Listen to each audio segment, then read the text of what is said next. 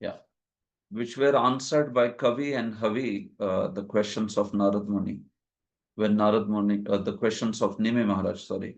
Nimi, when he asked to Navayogendras, then out of the Navayogendras, the first two, Kavi and Havi, Kavis or Havis and Kavi, that those are their names. So they especially answered the questions pertaining to Vaishnava Dharma or Bhagavad Dharma, Kramat, uh, respectively. First Kavi spoke, who was the eldest, and then Havihi or Havi, he spoke. So in this way, there are two questions in this chapter that are asked by Nimi Maharaj. In the conversation between Nimi and Jayanteya, the Nimi and the Navayogendras, the conversation has 9 questions. So out of those 9 questions, two have been asked in this chapter. One question is about Bhagavad Dharma, and another question is about the various kinds of devotees. And these two questions are answered in this chapter by Kavi and Havi, respectively. So you can see here, there are these questions that are there in the Nimi Jayanteya Samvad. Hmm. Questions and answers in Nimi Jayanteya Samvad, meaning this 5 chapters, this 4 chapters, second, third, fourth, and fifth. In these chapters, Narad Muni is quoting a conversation between Nimi and Navayogendras. So that conversation has these 9 questions which are answered by the Navayogendras. So 9 questions were asked, and that's why every Yogendra answered one question. So 9 questions answered by 9 Yogendras, Navayogendras. Everyone answered one question. So, what is the highest good? That's the first question asked in this chapter 2.30. And the answer is in 2.33 to 43 in this chapter itself. Atyantika Shreya, right? This question was asked also by the sages of Naimisharanya. It's a popular question. Atyantik Shreya. What's the highest good?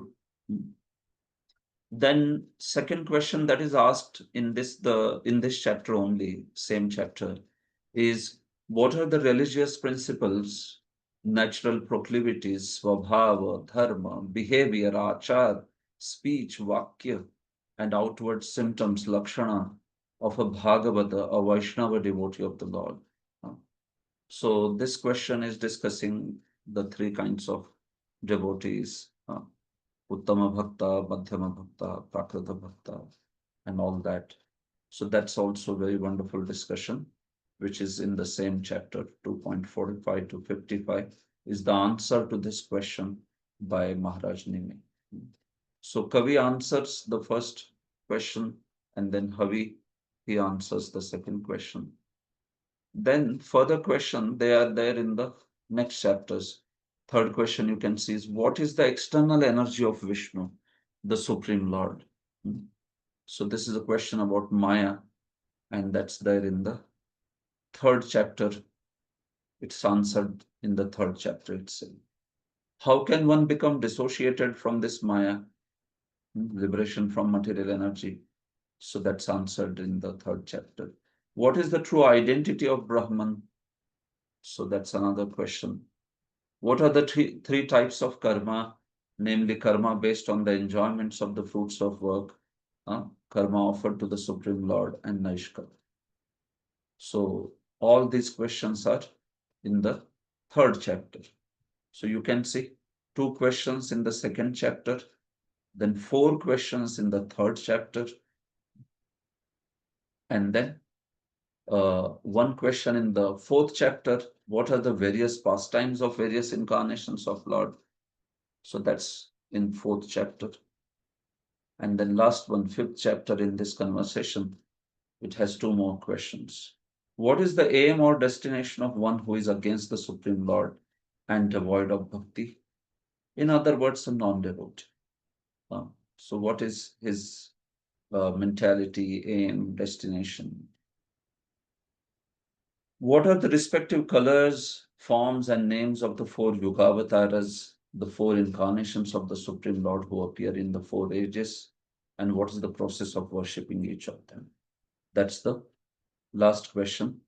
And that is also part of the chapter 5th, a very popular discussion in which we know that the popular verses, they Sankirtan, I mean Lord Chaitanya's prediction and all those verses, they come here. Also verses about discussing about Vande Mahapurushate Charanarvindam and all those verses, Krishna Vatnam Pusha Krishnam, all of them, they are part of this particular section.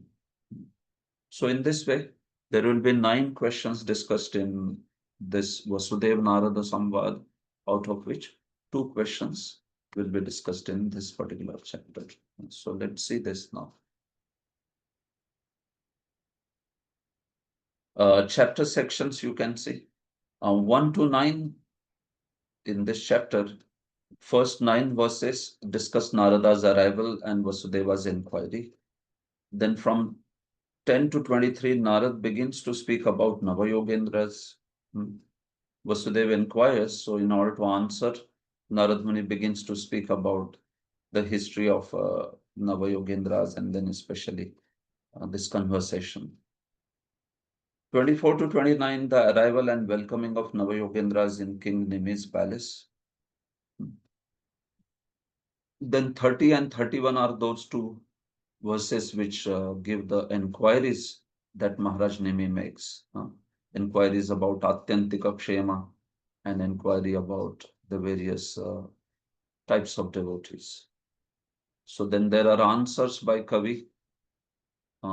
Nimi inquires again about various types of devotees. Yeah, this is the second question. First one is primarily about Bhagavad Dharma. 44th is the second. And then those are answered by answers by Kavi. So that's all. Okay. So, first verse now. Govinda Bhuja Guptayam Dvaravatyam Kurudvaha. Shri Shukdev Goswami continued. So, he talks about Narad Vasudeva Samvad and how this Samvad, how this dialogue happened. Because Narad Muni would oftentimes reside in Dwaraka. That is what it is mentioned here, that although Narad Muni wanders everywhere all over the universe, but many, many times he would be in Dwaraka also. He would stay for a long time in Dwaraka. So that is mentioned here. Govinda Bhuja Guptayam, that Dwaraka was always protected by the mighty arms of Lord Govinda. Dwaravati. So here, Avatsin Narado Abhikshnam. Narad Muni, he resided here Abhikshnam constantly. Why did he reside constantly? Although he had this curse of the Daksha, no? That you can't stay at one place constantly. But in Dwaraka, he could stay constantly because in Dwaraka, such curses were not in effect. No? Especially from someone like Daksha, that curse could not have its effect in Dwaraka. So Narada, he stayed constantly, but the important reason was Krishnopasana Lalasa, because he was so much eager, he was so much always full of anticipation and eagerness to serve Krishna, Krishna Upasana, to worship Krishna, to be with Krishna. So he just couldn't leave Dwaraka. Krishna would only send him away saying that, okay, I want a news of this place. I want a news of that place.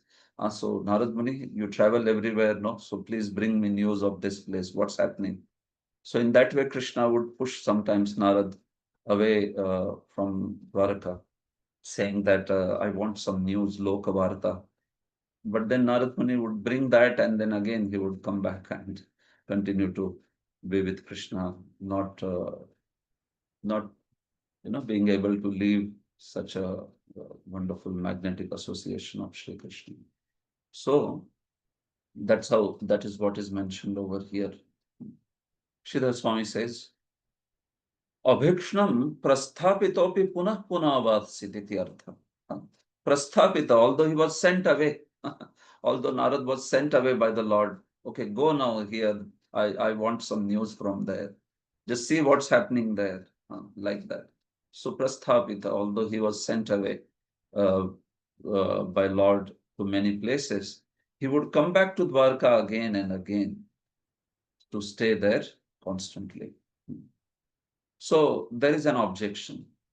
Due to the curse of Daksha, Narada could not stay in one place for long. So how is that he could stay in Dwaraka? So that is answered by saying Dwarka was protected by Govinda Bhuja Bhuktayam. It was protected by the arms of Govinda. What does that mean? Na tasyam shapade prabhava. It means that there was no power of the curse of Daksha there. Some curses like Daksha's curse would not have any power over there. So Narad Muni, he could stay there constantly. Anyway, we see that Narad Muni had the power to uh, nullify the curse also of Daksha, but then he accepted it happily because he thought that he can travel everywhere and preach the glories of the Lord. Hmm. So Narad Muni himself is very capable. Then what to speak of the potency of Dwaraka Dham also. So Narad Muni was able to constantly reside there. Hmm. Krishnopasane lalasa utkantham yasyasa. He had a great utkantha for worshipping Krishna. For him, Krishna's association was irresistible. He could not leave that association. He just wanted to be around Krishna, serve Krishna, witness Krishna's beautiful pastimes, and then share that pastime, share those pastimes with the world. In the prior chapters in 10th canto also, we have heard this point that Narad Muni would not want to leave Dwarka. He would leave Dwarka only with that eagerness to share Krishna's name, form, pastimes with the whole world. Only with the preaching, attraction for the preaching the glories of the Lord, he would leave Dwarka. Otherwise, he would constantly want to be with Krishna and wonderfully serving Krishna this way. Sri Jiva Goswami says, although Lord did not need any assistance of that sort, Krishna did not need any assistance of Narada, but still Narada constantly stayed in Dwarka. So that was by Lord's desire only. Shri Bhagavad Ichchaya.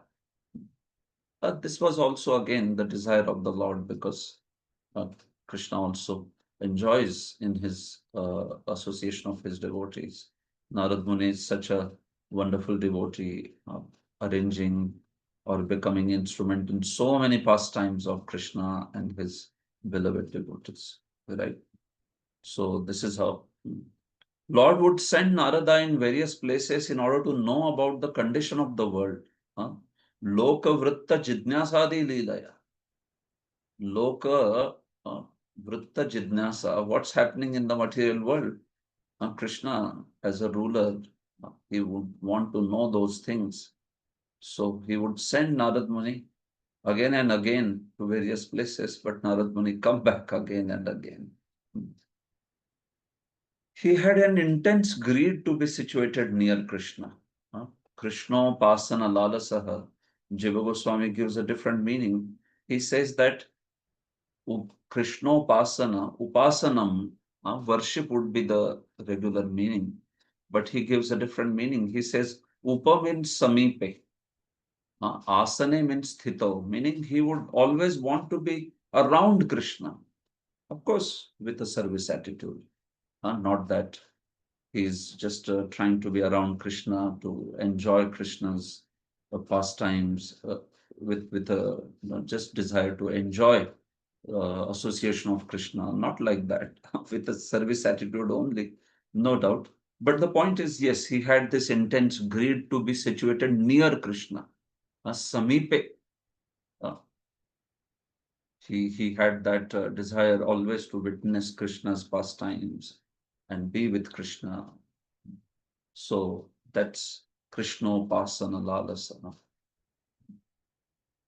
Okay. So these ideas are spoken by proper disciples also over here. Okay, so these ideas we already discussed. Let's go ahead. Konu Rajan Indriyavan Mukunda Charanambujam Na Bhajet Sarvato Mrityur Upasyam Amarottamaihi. Kamalakant Prabhu, can you please read? My dear king, in the material world, the conditioned souls are confronted by death at every step of life. Therefore, who among the conditioned souls would not render service to the lotus feet of Lord Mukunda, who is worshipable even for the greatest of liberated souls? Yeah, thank you. So, it is not surprise that Narad Muni was constantly desiring to be in association of Krishna. In fact, Konu Rajan Indriyavan, Shukadev says that, O king Parikshit, who in this world will not worship the lotus feet of Lord Mukunda? Ko Mukund चरणाम्बुजम न भजेत. कौन है ऐसा जो मुकुंद के श्री चरणाम्बुजों का भजन नहीं करेगा? इंद्रियवान, someone who is possessing the senses, meaning it is being spoken for a conditioned soul. Very beautiful meaning of that indriyavan is there. So which conditioned soul or who possessing the senses will not worship the lotus feet of Lord Mukunda? Especially when sarvato mrityuhu, when such a person, conditioned soul, is beset with the death from all sides. He is attacked by the death. Sarvato mrityuhu. Upasyam amarottamaihi. And that lotus feet of Krishna, those lotus feet of Krishna, they are worshipable even for the greatest of the amaras, for the greatest of the personalities, liberated souls, personalities such as Lord Shiva, Lord Brahma also. Amarottamaihi, in fact, Jiva Goswami takes the meaning of Amarottamai as the greatest of liberated souls. Amaras in a literal sense, those who have conquered death. Not Amaras who are just namesake Amaras, which means the demigods, but real Amaras and best of the Amaras, best of the liberated souls. So who will not worship the Lord's lotus feet? He is saying, Sridhar Swami. Even the liberated persons have a great eagerness to serve the Lord. So who in this world would not serve the Lord? You understand the Kaimutya? Kaimutya is like this, that if the greatest liberated souls are also worshipping, those who don't have any desires, the Atma Ramas or the liberated souls, if they are also worshipping the Supreme Lord, then what to speak of a conditioned soul who has so many desires, who is at least hankering to save himself from the death, sarvato mrityu, he is beset with so many difficulties and has so many aspirations. How will such a person not worship Mukunda Charnam? That's how the Kaimutya has been spoken, right? Uh, the same sense as in Atma Ramascha Munayo Nirgrantha Pyurukrame Kurvantya Tukim Tim Itham Bhuta Guno Hari. Atma Ramaha Api. Even Atma Rama's worship, those who are self satisfied. So then, what to speak of those who are full of desires? Those who have desire to save themselves from the death. Sarvato Mrityuhu. How much they should worship, isn't it? Atra tasya vase kaimutyam. Kaimutya is used to show Why he lived there constantly, meaning Narada lived there constantly. Jiva Goswami gives a very beautiful meaning to that Indriyavan. He says, who possessing the senses will not worship the lotus feet of Lord Krishna? Huh? Why? Why do you say so? Because even those who don't possess the senses, they also relish Sri Krishna's form. They also relish association of Sri Krishna. So by God's mercy, you have got the senses. So how much you should relish the beautiful Nam Rup Guna Leela of Krishna. Very, very nice he's explaining. You can see. Ka Indriyavaniti. Uh, who possessing the senses will not worship the lotus feet of Krishna. Why is he saying like that? Anindriya vatsu taru gulmadishu api tad bhajana saukhyam varnitam. Because even those beings which don't have senses, which are those beings like grass, trees, bushes, uh, they don't have senses. No? They are said to be anindriya one. Uh, senses means there are particular senses that we have, karmendriyas, gyanendriyas, like that. So, trees or bushes, they are not said to be possessing senses, like, especially like humans, obviously. So, even they get bliss in Krishna's service, isn't it?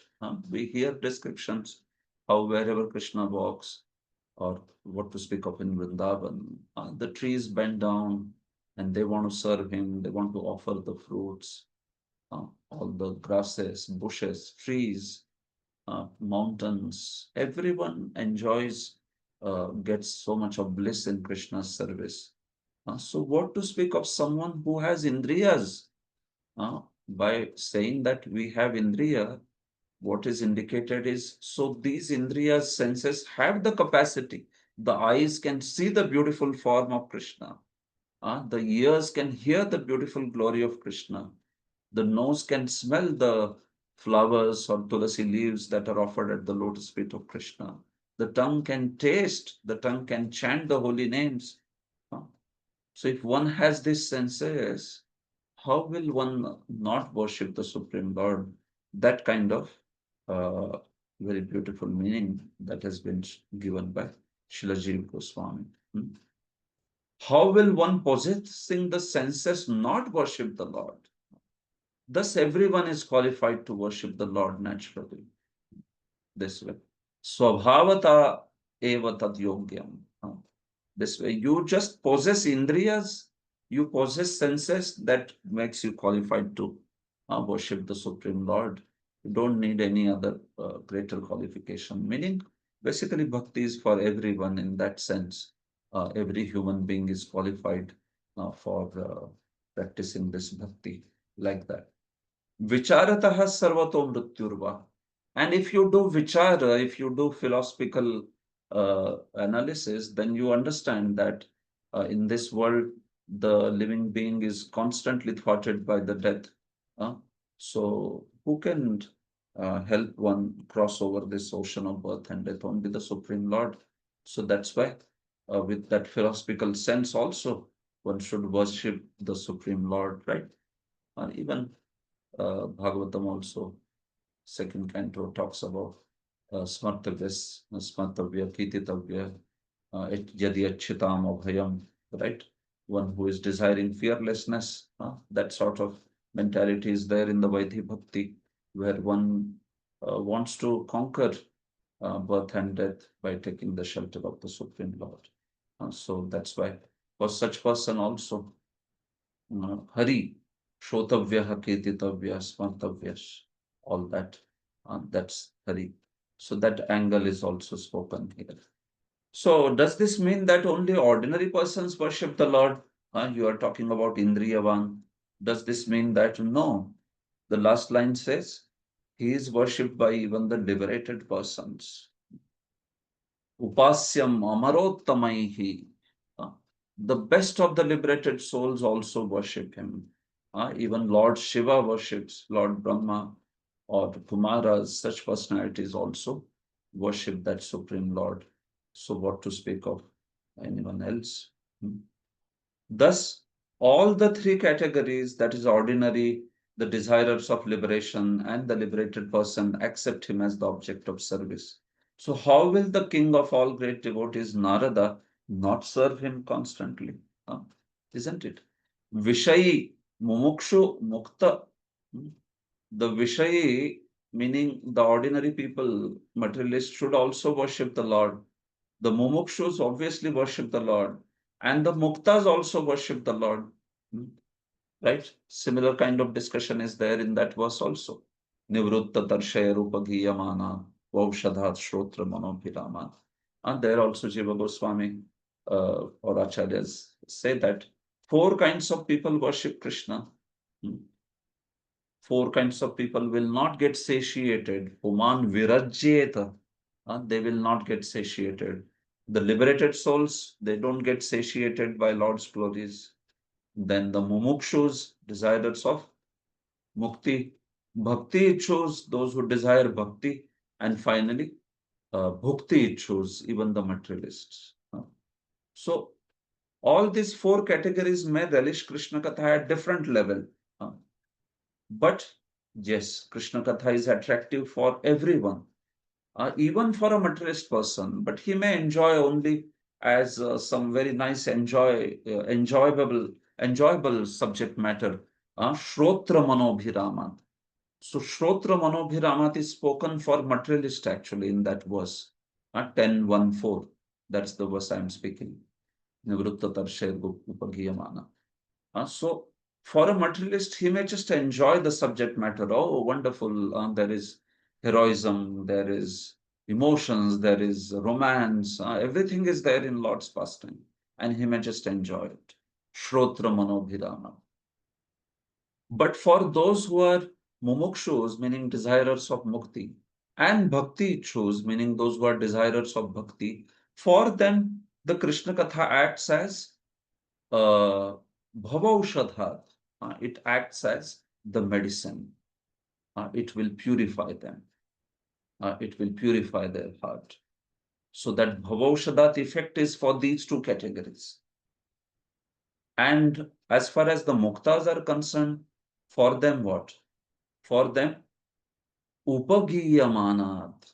Their hearts are so much flooded with joy of bhakti that they just want to sing the glories of the Lord. They want to speak the glories of the Lord. It's like a vessel which is just spilling over because of being full and still being constantly filled up. So that's why it just spills over, and it is, uh, I mean, the preachers of Krishna consciousness, especially that's talking about muktas, actually, very exalted status, where they naturally want to speak about Krishna consciousness because their heart is flooded with that love. Huh? So the point is that upper category may enjoy the effects of the lower category, but the lower category is not able to enjoy those effects which are for the upper categories. What I mean is, even the Mukta may enjoy Krishna's pastime because it is full of joy and everything. So Shrotra Manobhiramat is there. Uh, but something like Bhavaushadhat, that aspect is only spoken for those who are sadhakas, not so much for siddhas, neither for Vishayachus, materialists. Although some purification may happen, obviously anybody hears Krishna Katha, some purification will occur, no problem. But when we talk about getting cured of a disease, then that means a certain level of purification, a certain level of treatment. When it should work in that manner, then we accept that, okay, the effect is happening. So you can read you must have read also that particular verse's commentary. But the point is, yes, Krishna Katha is for everyone. It is for Vishayi, Mumukshu, Mukta, everyone. So it's just that, yes, it has to be heard in that manner from the right people, and also somebody who is in the right association can enjoy. So here, this is what is spoken also. Narad Muni, he constantly recited there and taking that point. Shukdev is telling to us, all of us conditioned souls, that actually, yes, indeed, who could stay away from Lord's beautiful name, form, pastimes? Hmm. That's the purpose. Okay. Prabhuji, Yes, Prabhu. in this verse only we say that Pasugnath. Pashugnath, yeah. So here the acharyas have not spoken. Only Pasugnath cannot he does not like to hear. Yeah, that is right. Here, he is not speaking about that idea But that, they say that Krishna Katha is desirable for the trees, for birds, everyone. Then this Pasugnath category, where does he come? no, see, the point is there Pashugnath has been very specifically defined, no? Pashugna is someone who is so dull to the emotions, so dull, like one who is not able to appreciate any. Jiva Goswami says Pashugna, if you take the meaning as hunter or Vyadha, killer of the animal. So such a person who has died to all sensibility, sense and sensibility, and nothing, he does not have any emotions. That's why he cannot see the beauty of the animal or the emotion of the animal, nothing of that sort, and he can see such a person. So how will he be able to appreciate the panorama of emotions within the pastimes of Krishna? Very difficult for such a person in that particular manner. Now, here, when we talk about trees or these beings which, so to say, cannot express, but then such is the powerful association of Krishna that these beings are also inspired for the service. But yeah, they are not, dead to the emotions. That Pashugna is a very specific category where one is said to be like such hellish in his life that uh, uh, it's like whether he is living or he is dead. In both cases, it is like very, very miserable. Or another meaning of that Pashubna is one who is so much maddened by sense enjoyment that one just is crazily attached to sense enjoyment. One cannot think anything but sense enjoyment. And there is no sense of any charity, service, selflessness, not even to any small degree. It's just madness for one's own sense enjoyment. Svarga Bhilashi Kami, like that Vishwan Chakravarti translates that particular word. So in the Pashugna, there is this whole sense of Prabhu being extremely offensive and wicked. uh, So while the trees or such beings, here they will be seen as innocent, right? They will not be seen as something which has that complete dead to emotions and all that. So in Lord Krishna's association, even such personalities, such beings, they can be inspired. They would want to render the service. This is the point. And here, Jiva Goswami is also writing in terms of, especially in the association of Sri Krishna, it's like personally the association of Krishna. So now in personal association, Krishna would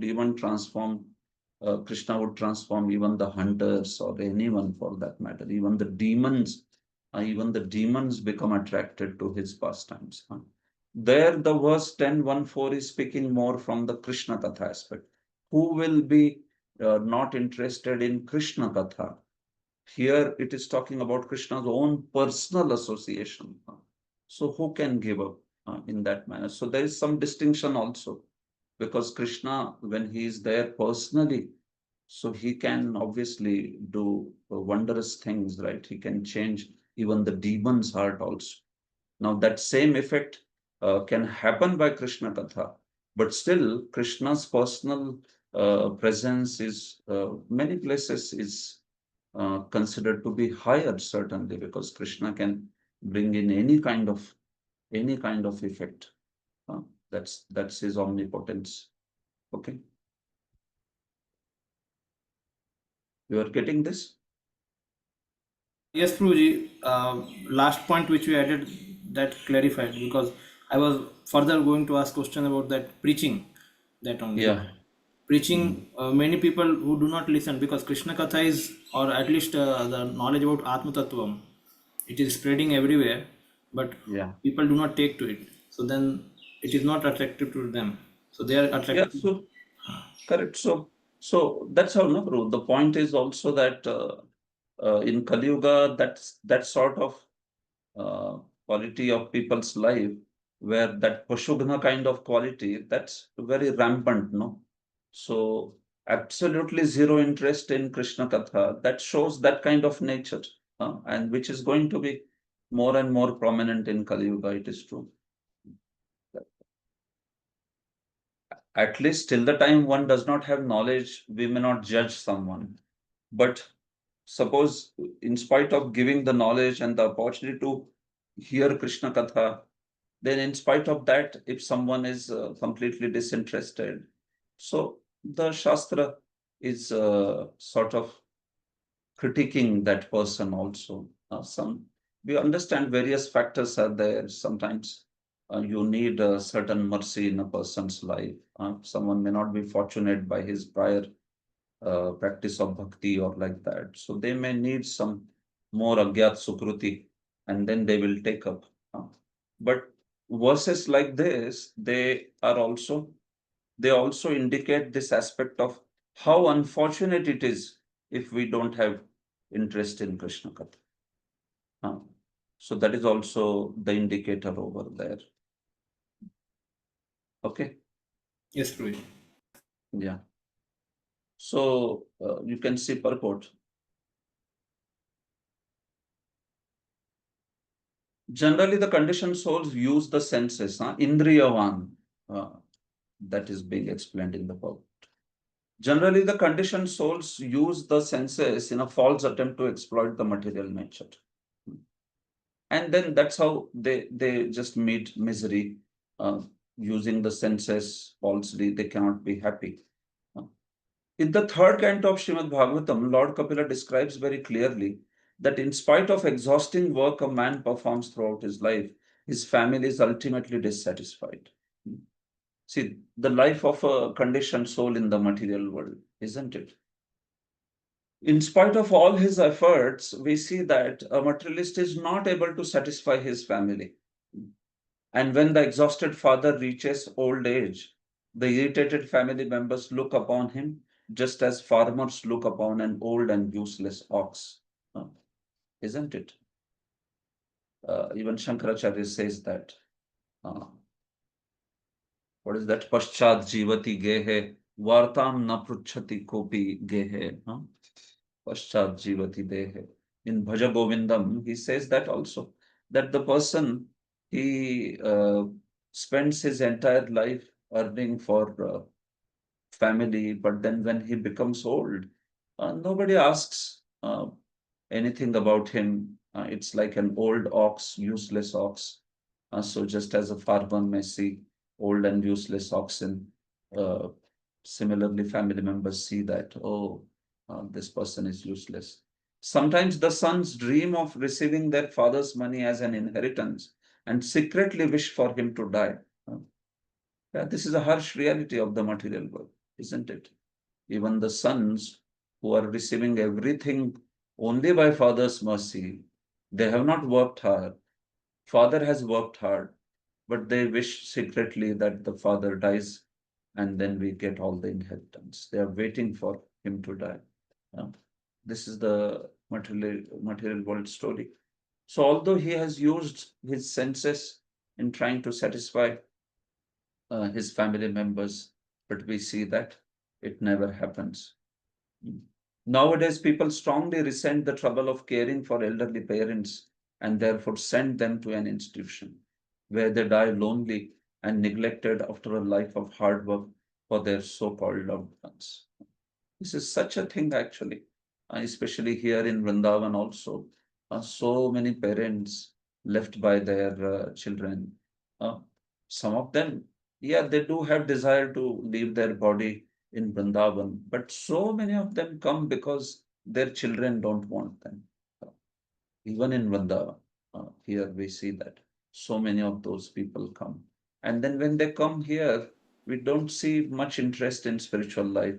And they have come here because everybody says, okay, Vrindavan is best place to leave the body. But then They don't have much taste in bhajan also, and they are, yeah, basically it's a very miserable life, uh, like that.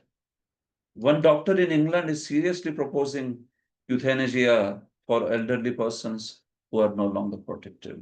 So some ideas like that of mercy killing and all that, very pathetic, right? Hmm. This is not Vedic dharma. This is not the culture of Bhagavad dharma, culture of, in fact, even Vedika, that not taking care of parents, not taking care of elderly ones. But this sort of use and throw mentality, we see that it's not only for the objects, but it's also for the relationships. And see, this is how the senses only used in service of one's own body or extensions of that body in terms of family, they finally create a very miserable situation. That is what is being pointed out. Sarvato mrityuhu. That's why such a person should worship. Death suddenly appears, startling, such confident sense gratifiers, and destroys their entire program of so-called material happiness. So that's the nature of death, right? It just appears very suddenly. Right? Muchukunda Maharaj also says it's like a mouse is playing very happily in its place, and then suddenly the sarpa, the ahi snake appears in front of the mouse, and then mouse is startled and starts trembling. So similarly, the death is such a thing also, right? Sarvato mrityu, such sudden deaths we hear these days, right? 28 years old person getting heart attack, 22 years old people, and they're getting heart attacks or uh, getting all the deadly diseases. So that's this sarvato mrityu, this aspect, one being beset by death from all sides.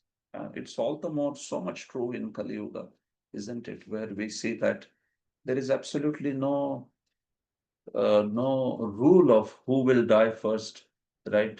There may be parents and there may be son, but the son may die much before parents. Even a small kid may die before parents, and in many of the ghastly ways, like that. So that's Sarvato Mrityu. So in how much more in such precarious condition to worship the Supreme Lord? Sarvato Mrityu also indicates that birth and death occur on every planet in the universe. Wherever you go, there is the death. That is also Sarvato Mrityu. Or one is surrounded by death at on all sides. That is Sarvato Mrityu, on both the meanings. So therefore, our so-called space travel and cosmic consciousness are also useless. Wherever one goes, Brahma Bhuvana Loka Punaravartina. So since there is no eternal life anywhere within the material cosmos. In conclusion, to understand the futility of engaging in the service of anything other than Krishna, and to engage instead in serving that which is eternal and full of bliss, is the highest possible development of intelligence. And that is what is spoken here. All the text 3. Tam ekada tu devarshim Vasudevo grahagatam architam sukham asinam abhivadedam abbravid. Okay. Sachandan Bhagwan Prabhu, can you read, Prabhu? One day, the sage among the demigods, Narada, came to the house of Vasudeva. After worshipping Narada with suitable paraphernalia, sitting him comfortably and respectfully bowing down to him, Vasudeva spoke as follows. Yes. Yes. So this particular conversation is happening here. So that particular conversation now, the day when Narada arrived, uh, uh, and that is being spoken. So one time it so happened that Narad Muni had arrived in Dwaraka, and Vasudeva having received Narad Muni in his palace, he made him sit down nicely and worshipped him with proper paraphernalia. And bowing down to him, he spoke these words.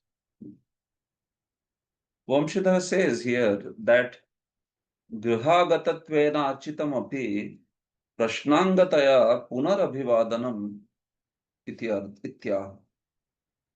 So he says that Narad Muni was worshipped as the guest in the house. Narad Muni came to the house of Vasudev, palace of Vasudev.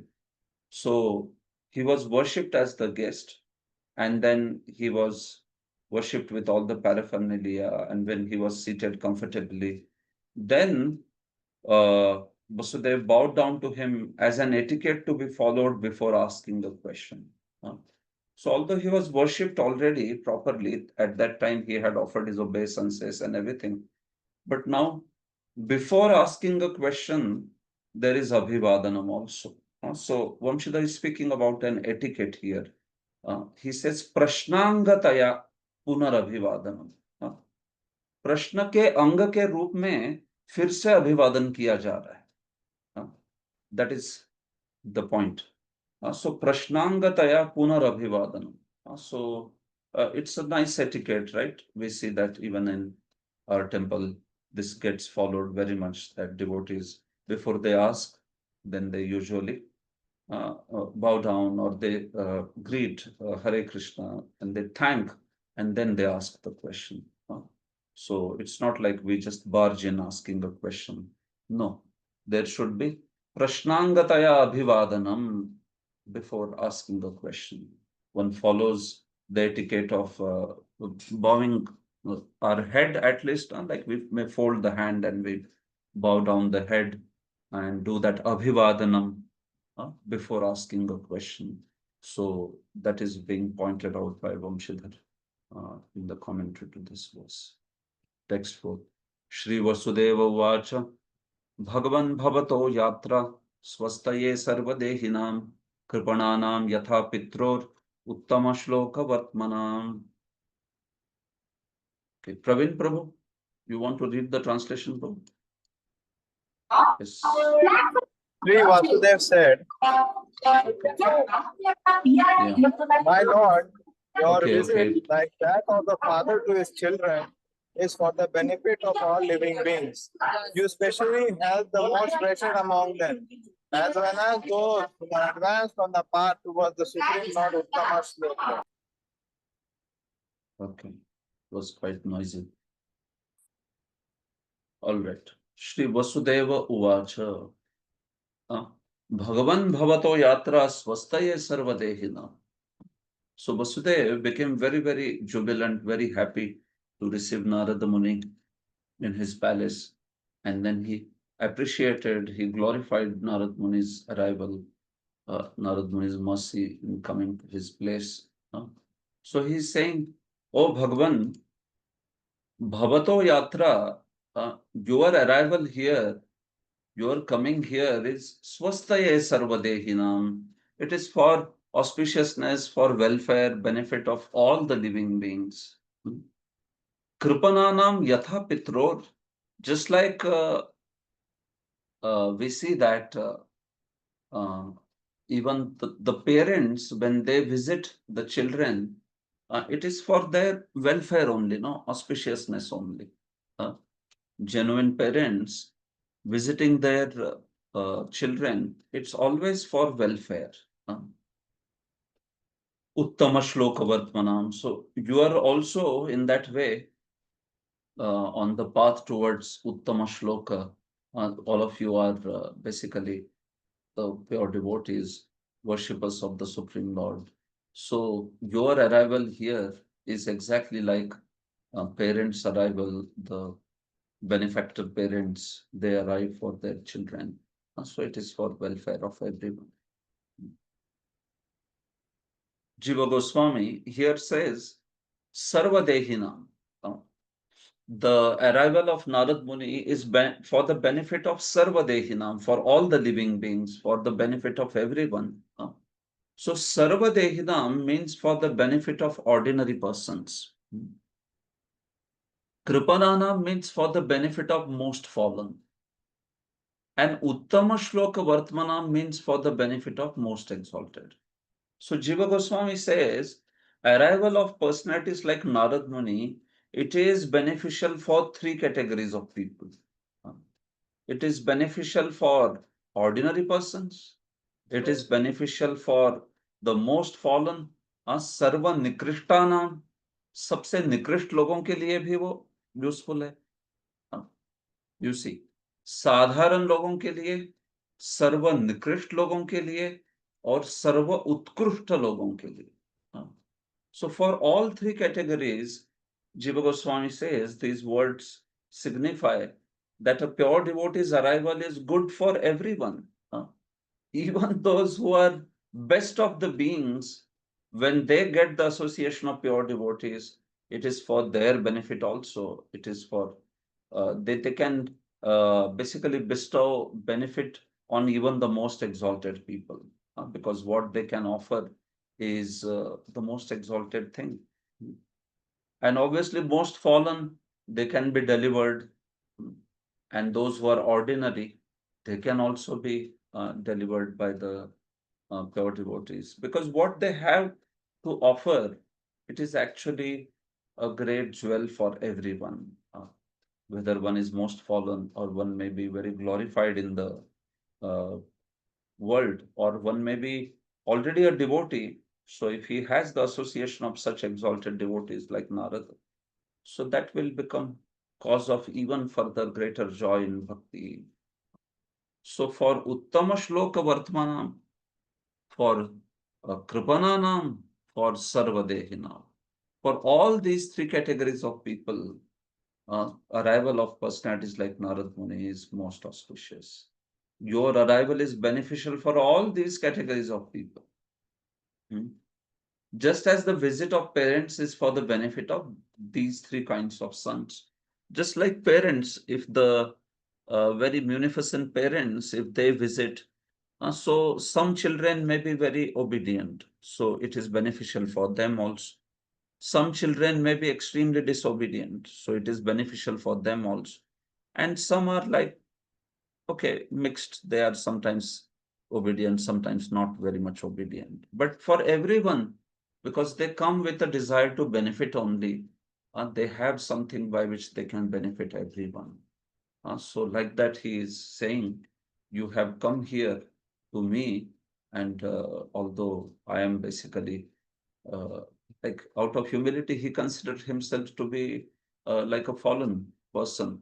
But he is saying, whether fallen or whether most exalted, your association is actually for everyone, benefiting everyone.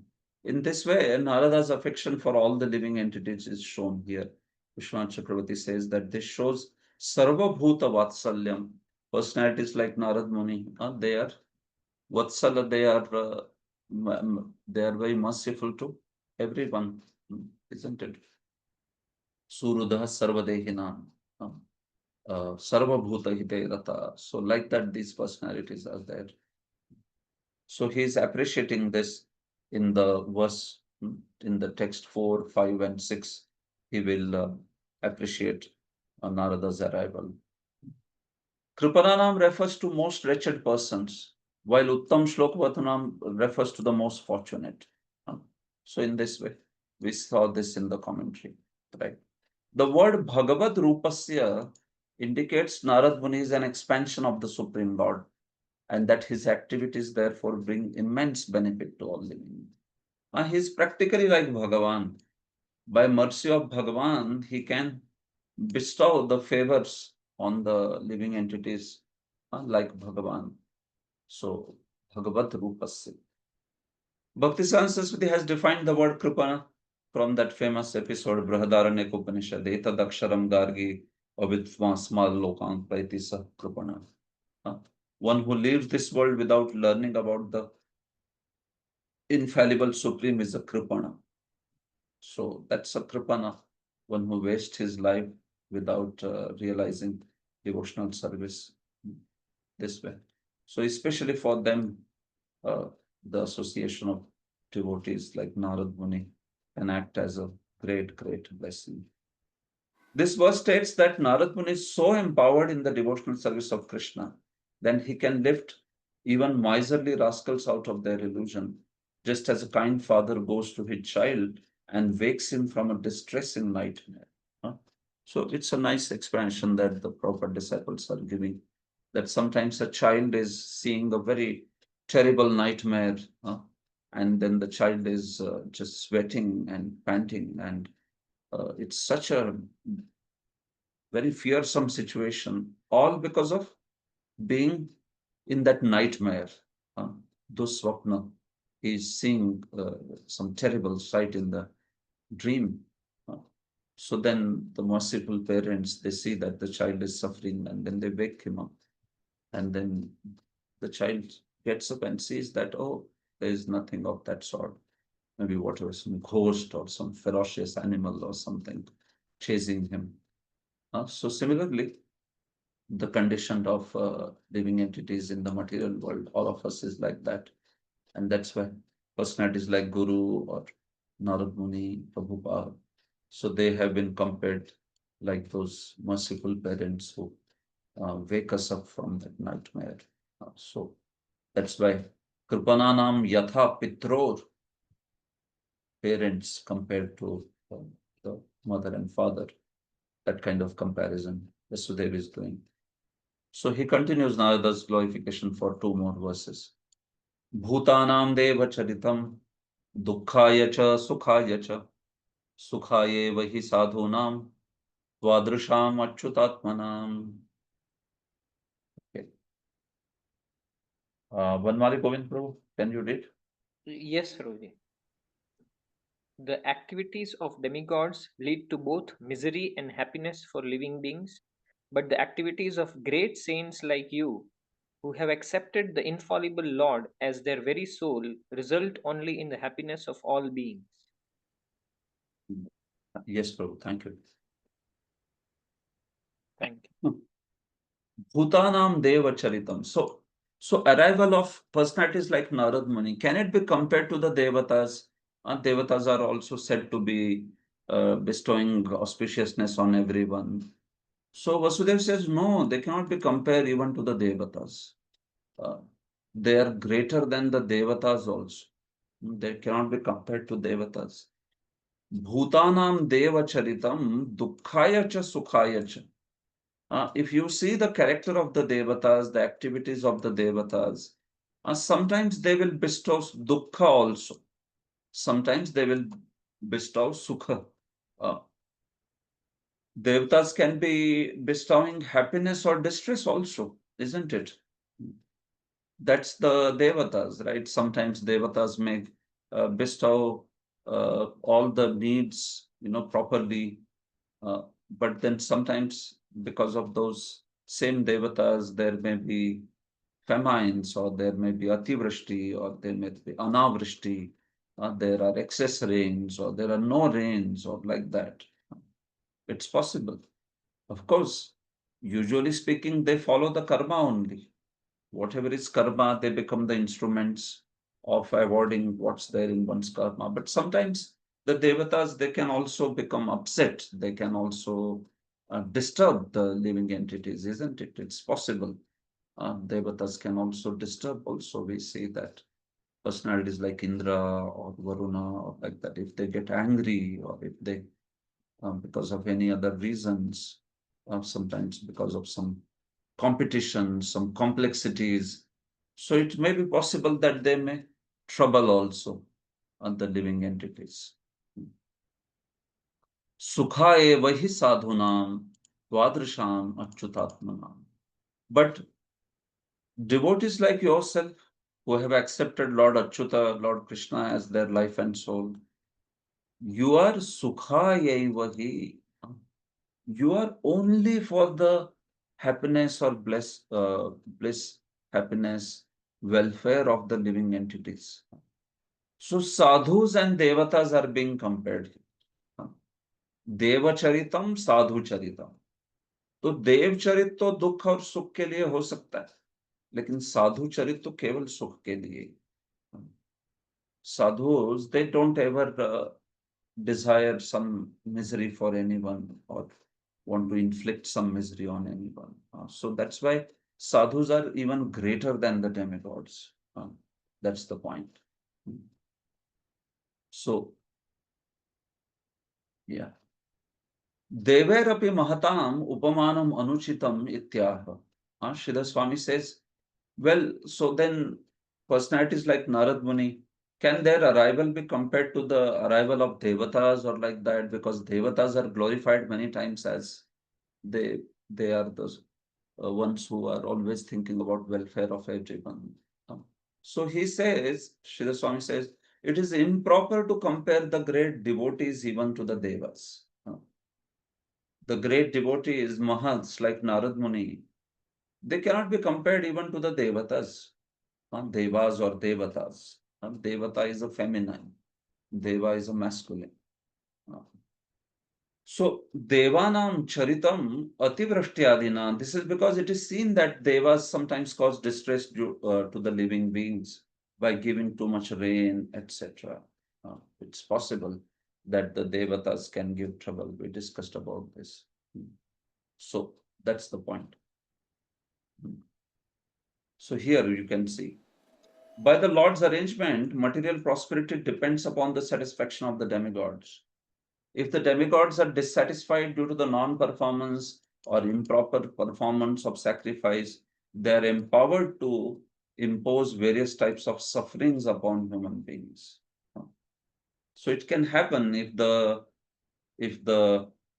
living beings, they don't perform yagyas, or if they perform it improperly, or they anger the devatas in some way, then it's possible that the devatas can inflict the sufferings also.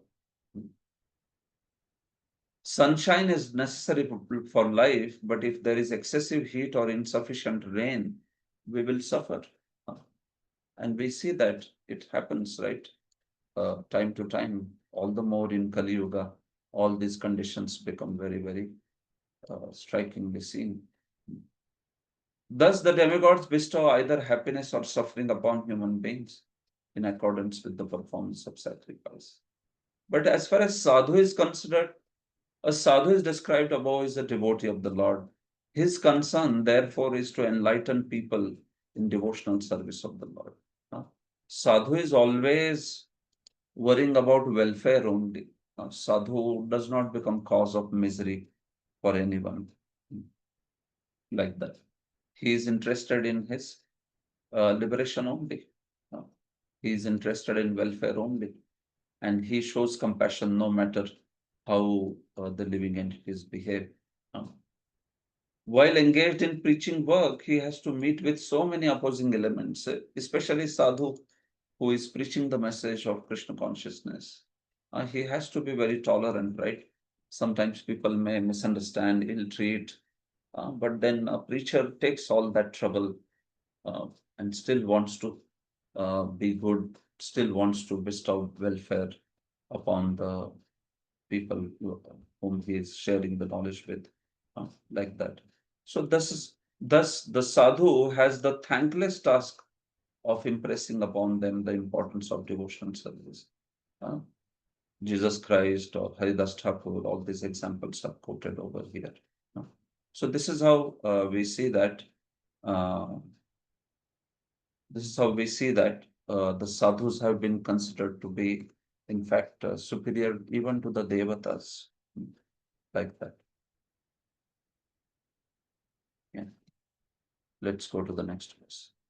Bhajanti ye yatha devan, deva api tathaiva tan, chayeva karma sachiva, sadhavo dina vatsala. Sachindan Bhagwan Prabhu, can you read?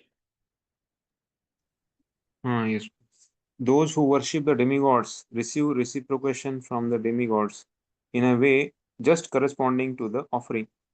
The demigods are attendants of karma, like a person's shadow, but sadhus are actually merciful to the fallen. Yeah, thank you. Bhajanti ye yatha devan, deva api tathaiva tan. Just as person approaches or worships the devatas, devatas also reciprocate with him accordingly only. Chayeva karma sachiva. They are like following the shadow. They are like how shadow follows. Similarly, they are karma sachiva. They are assistants.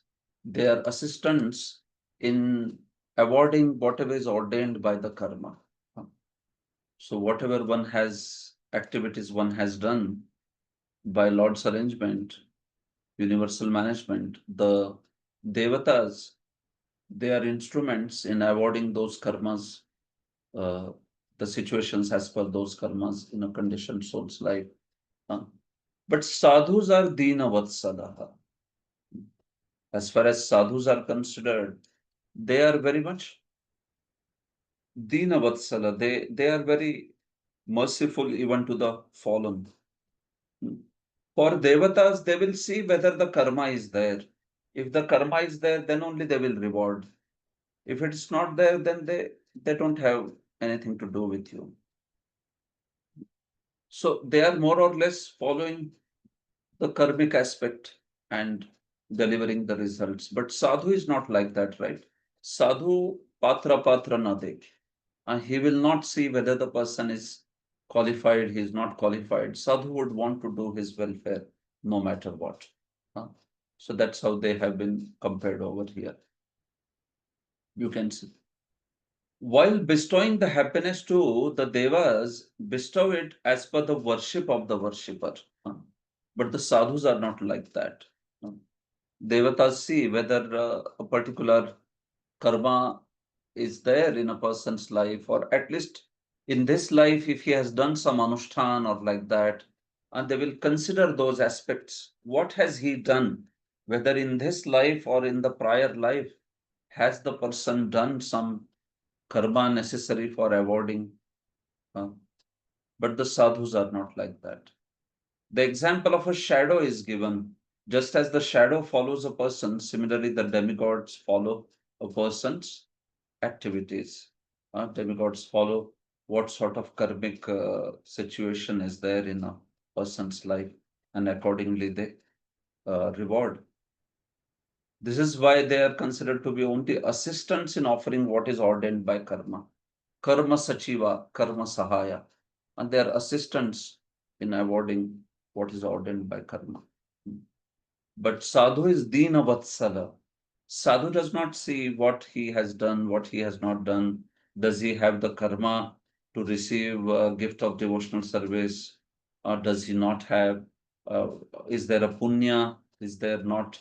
No, sadhu does not consider. His heart is just there to bestow mercy, like that. Of course, a Madhyamadikari sadhu may still consider, do that discrimination of Prem, Maitri, Krupopeksha. But the point is, that is only the envious people. They should not embroil their life further. They should not degrade their life further. So that's why a sadhu wants to stay away from him. Otherwise, it's not like the sadhu is not willing to give the mercy. He is willing to give mercy to everyone. He's not seeing whether one is qualified, not qualified. He just wants to bestow mercy on everyone. So that behavior is contrasted with the behavior of the devatas. As per Veer Raghavacharya, he says karma sachiva, or rather, karma sachiva can be also attributed to the sadhus, meaning that word can also describe sadhus. The main meaning of the text is devatas are karma sachiva and sadhus are dinavatsala. Two different words for describing two different categories. Devata कौन है? Karma sachiv. Sadhu कौन है? Dinvatsala. So Veer Raghavacharya says the sadhus can also said to be karma sachiva. So he gives a very nice meaning. So what does that mean then? He says chayeva karma sachiva means chayeva paropkara rupa karma sachiva. Sadhus, they are like shadow of a tree. So just as a tree, it gives shadow to everyone. The tree does not discriminate that one who is sitting in its shade is a thief or dacoit, or he is a saintly person, or is he some ordinary person. That's all. A tree gives shade irrespective of who is sitting in its shade. So similarly, sadhu also, he is like a tree. He gives shade to everyone. Paropkara rupa karma sachiva. So he follows everyone to do that paropakara, to offer that shade of his beneficial activities. So in that sense, he said chayeva karma sachiva. The sadhus, they offer everyone chaya, the shade of. So one meaning is shadow, which was applied for devatas. The devatas follow the living entities as shadows to offer the karma. But here the meaning is shade actually. And the sadhus are like that shade because they always do the welfare of others. And that's why samshraniya sadhavaha. So that's why and this is why they should be taken full shelter of. Just as one may take the shelter of a huge banyan tree and have that cooling shade, although the sun may be very scorching. So similarly, the sadhus, they are samshrayaniyaha. They are worth taking shelter so that one may feel the cooling shade, even in this hot, very scorching material world. So like that, the sadhus are glorified, being compared with the devatas. Chayeva karma sachiva. Chaya means shadow. So the demigods are empowered by the Lord to follow precisely the particular karma of a living entity in awarding him happiness and distress. Just as the shadow cannot move independently, the demigods cannot punish or reward a living being independently. So they very much follow that aspect of karma. On the other hand, devotees of the Lord, such as Narad Muni, by their potent preaching, can interfere in the karma. Narad Muni can raise one to such standard of devotional service that all the karma and all that can be changed. One can destroy all the prior karma. It is possible. Narad Muni, devotees like Narad Muni can bestow that level of devotional service. In this regard, Srila Bhaktisiddhanta Saraswati Thakur has commented that unless one is engaged as a surrendered soul in devotional service, it cannot actually be considered nishkama. Like that. Like sometimes people may think that they are doing great selfless work or welfare to the people. But Bhaktisiddhanta Saraswati says that real selflessness is only at the level of pure devotional service, because Bhukti Mukti Siddhi Kami Sakari Ashant, and they have some selfishness in their life, right? Whether it is materialist or even a jnani or whatever. So that's why they cannot do selfless welfare of others, because they themselves have some selfishness in them. Madhvacharya here, because there is comparison between devatas and sadhus, so there is some interesting opinion where Madhvacharya says that usually sadhus, they cannot tolerate others' suffering and they only desire happiness for all the jivas. But he says, Tathapi tebhyaha pravara deva eva hare priya. But although it is so, still devatas are only great. We know that in Madhva's philosophy, devatas, yes, often they have a very exalted position, no doubt. Of course, they are exalted, no doubt. But here he's saying the devatas are actually dearer, they are more dear to the Lord than even the sadhus. So this apparent contradiction is being handled over here. This apparent disagreement between Madhvacharya and Jiva Goswami, Jiva Goswami says sadhus are greater than the devatas. And Madhvacharya says devatas are greater than the sadhus. So the Prabhupada disciples are addressing this apparent contradiction. This apparent disagreement between Madhvacharya and Jiva Goswami is resolved by Bhaktisiddhanta Saraswati Thakur, who points out that in the statement of Madhvacharya, the word rishi indicates the so-called sadhus or saintly persons among the karmis and jnanis. So Bhaktisiddhanta says that basically when Madhvacharya is saying that the devatas are greater than the rishis or the sadhus, he means to say that the sadhus amongst the karmis and jnanis, taking from that context, whatever is the context of those verses, I think it is quoted from some Purana. Okay, Uddama Samhita, this Uddama Samhita, it is quoted here. So taking that context, Bhaktisiddhanta says that Madhvacharya is saying that the devatas are higher than sadhus or saintly persons on the paths of karma and jnana. So it can apply to them. But as far as on the path of pure devotional service, because the pure devotees are Shuddha Bhaktas, Uttama Bhaktas, so they are considered to be higher than devatas who are Mishra Bhaktas. Most of them are Mishra Bhaktas. So in that sense, there is this resolution, this reconciliation that is done. Okay.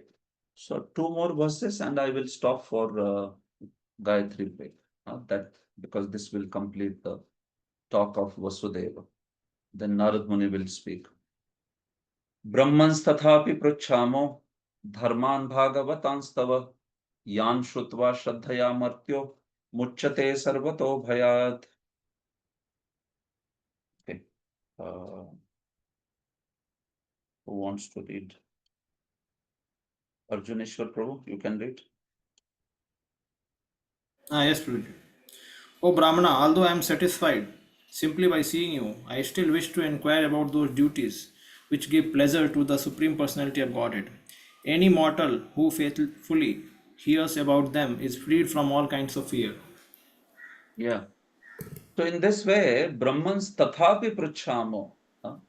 So in this way, just by your darshan, I am pleased, I am blessed. But still, I want to inquire about Bhagavatan Dharman. I want to inquire about the Bhagavad Dharma principles from you. Yan Shrutva, hearing these principles, Shraddhaya Martyo Muchyate Sarvato Bhayat. If one hears these principles by great faith or with great faith, then a mortal being, he can be freed from all kinds of fear. So I am inquiring these Bhagavad Dharma principles. So this is his question. You can see Vasudeva is asking this. He wants to hear about this from Narad Muni. And that's why he is saying, please speak to me about Bhagavad Dharmas. Meaning principles of Bhagavad Dharma. Bhagavad Dharma is process of pure devotional service. Basically, that's what is Bhagavad Dharma. So he wants to hear about that. Shridhar Swami. Although I am, okay, please keep yourself on mute, whoever is unmuted.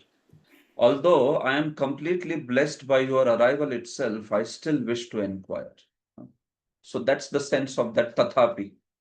तथापि मैं भगवान आपसे पूछ रहा हूं, like that is. So वो तथापि क्या है? तथापि is although I am completely blessed by your arrival itself,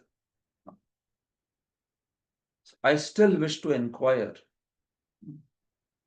आगमन मात्रे नैव वयम कृतार्थ. आपके आगमन मात्र से कृतार्थ हुए, but still for benefit of me and benefit of everyone who is not here, I want to inquire about Bhagavad Gita. I may be benefited by your darshan, but what about so many others, future generations? If they hear this conversation, then they will also be blessed, just like I am blessed, like that. In fact, he is asking Tava Bhagavad Dharman. Please tell me about your practices of Bhagavad Dharma. Your practices, Tava Bhagavad Dharman Prachama. आपके भागवत धर्म के बारे में मैं पूछता हूं. So, you see, please speak your practices of Bhagavad Dharma by which Bhagavan is pleased. That's the meaning. How have you pleased the Supreme Lord? How do you practice the process of bhakti? You please speak that to us. in a generic principle manner. How do you practice Bhagavad Dharma yourself? This way. Mat prasangena shrutva martyopi. Jiva Goswami says, any mortal who hears this conversation caused by my context. So I'm asking this question to you. Vasudeva is saying to Narad Muni, and whoever hears this will also be delivered. He will also be delivered from all kinds of fear. So thus it will be a great favor for not only me, but also whoever hears this context and whoever hears this whole episode of conversation. Any mortal being devoid of even a possibility of your darshan will be freed from all kinds of fear just by hearing the principles of Bhagavad. So why is Vasudeva asking? Because he is saying, I have the fortune of seeing you, Narada, but so many others may not have that fortune. So even for those beings, Tvad Darshana Sambhavana Rahitopi, this one, आपके दर्शन की संभावना के जो रहित है, even for such beings, if they get to hear this conversation, then they will be vimuchyate.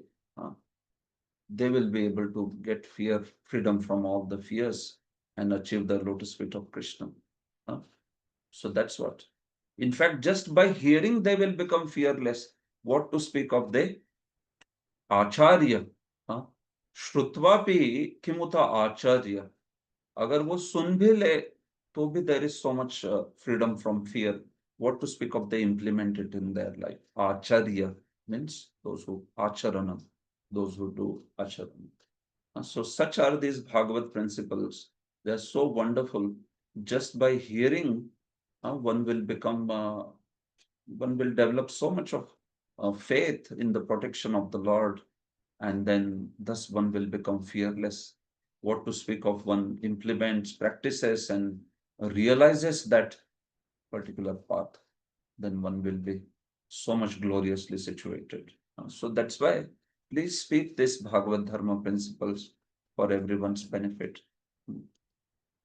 According to Srila Jiva Goswami, Narad Muni might have been reluctant to instruct Vasudeva because of natural respect for Vasudeva's exalted position as the father of Krishna. Naturally, Vasudeva is father of Krishna, so Narad Muni may feel little hesitant that how can I speak to him about Bhagavad Dharma and all that this way. But still, he said, please speak these principles to us, because by this context, then everybody else will also get benefited this way. So he is not only showing himself humility, meaning showing his own humility, but he's also thinking about welfare of others. You may think that, oh, Vasudeva, you are father of Krishna, so what can I tell you? What can I instruct you? But you think about others also. Not everyone will be fortunate like me to get your darshan. So what about them? So this is the symptom of a pure devotee. A pure devotee of Krishna never considers himself exalted. He meekly feels that his devotional service is most perfect. Like that. So sometimes we see that, right? Many devotees also, when they ask questions, it may be for everyone's benefit. It's not that the particular devotee may not know the answer. So one may ask also to hear other perspectives, but one may also ask so that everyone is benefited, so that others who are hearing, they are benefited. So like that, we can see there may be different perspectives for asking the question. But in any case, a Vaishnava feels genuinely humble that, yes, I'm asking this question primarily for myself, because my faith also let it get further strengthened. But yes, the inquiries may also be beneficial for others, and that attitude also may be there. So he speaks about bhaya also, how Bhagavad Dharma frees one from all fear. So he speaks about, the proper disciple speaks about bhaya. Bhayam dvitiyabhiniveshatah syat. That verse is also in this canto only, it's coming up. So Bhaya is caused by seeing something other than Krishna. So if one sees perspective, right perspective, everything in right perspective, then one's fear will go away. If a child feels that there is some power that cannot be subdued by his father, then he becomes fearful. Similarly, because we artificially think that there is something within existence that is not under the strict control of benevolent Lord, we become fearful. Fear is caused when we are not able to see the connection with Krishna, right? When we are not able to see how that situation still is within the control of Krishna. So that is called Dvitiya Abhinivesh. One is not able to see things in proper perspectives in connection with Krishna. So that's why Krishna is called Abhayankara. If we connect to him, then we will be able to the degree we connect to him, to that degree we will be able to become free from the fear like that. Sometimes so-called scholars, distraught after many years of impersonal speculation and enjoyment of materialistic life, become fearful and anxious like that. Srila Bhaktisiddhanta Saraswati compares such disturbed philosophers to the bound vulture in Chandogya Upanishad. So Chandogya Upanishad speaks about a bound vulture, multiple places. And just like a vulture, it is bound, it is constantly under the fear, like that. So similarly, or even if that vulture is allowed to fly, it can fly only up to a certain extent, right? So similarly, in the material world, the various philosophers, various karmis, gyanis, but then they are finally bound to a certain extent. So naturally, although they may imagine all kinds of imaginary theories and all that, but still they remain fearful as long as they are bound. So that's his point over here. Okay. So one more verse. Aham kila puranantam prajartho bhuvi muktidam apujayam namokshaya mohito deva mayaya. Okay. Samarpan go Prabhu. Can you read Prabhu? Bro. Can you take it down? Yeah. In a previous birth on this earth, I worshipped the Supreme Lord Ananta, who alone can award liberation. But because I desired to have a child, I did not worship him for liberation. Thus, I was bewildered by the Lord's illusory energy. Yeah, thank you. So Vasudeva is saying to Narad Muni that now that you are here, I want to hear these instructions from you. Although you may say that I am father of Krishna, the Supreme Lord, but basically I worshipped him before, but I worshipped him only prajartho. I worshipped him only to have him as a child. So he's speaking out of humility, although he is having, because of pure love, he has the Supreme Lord as his own child. But he is saying, I worshipped the Supreme Lord only to have him as my child. Pura.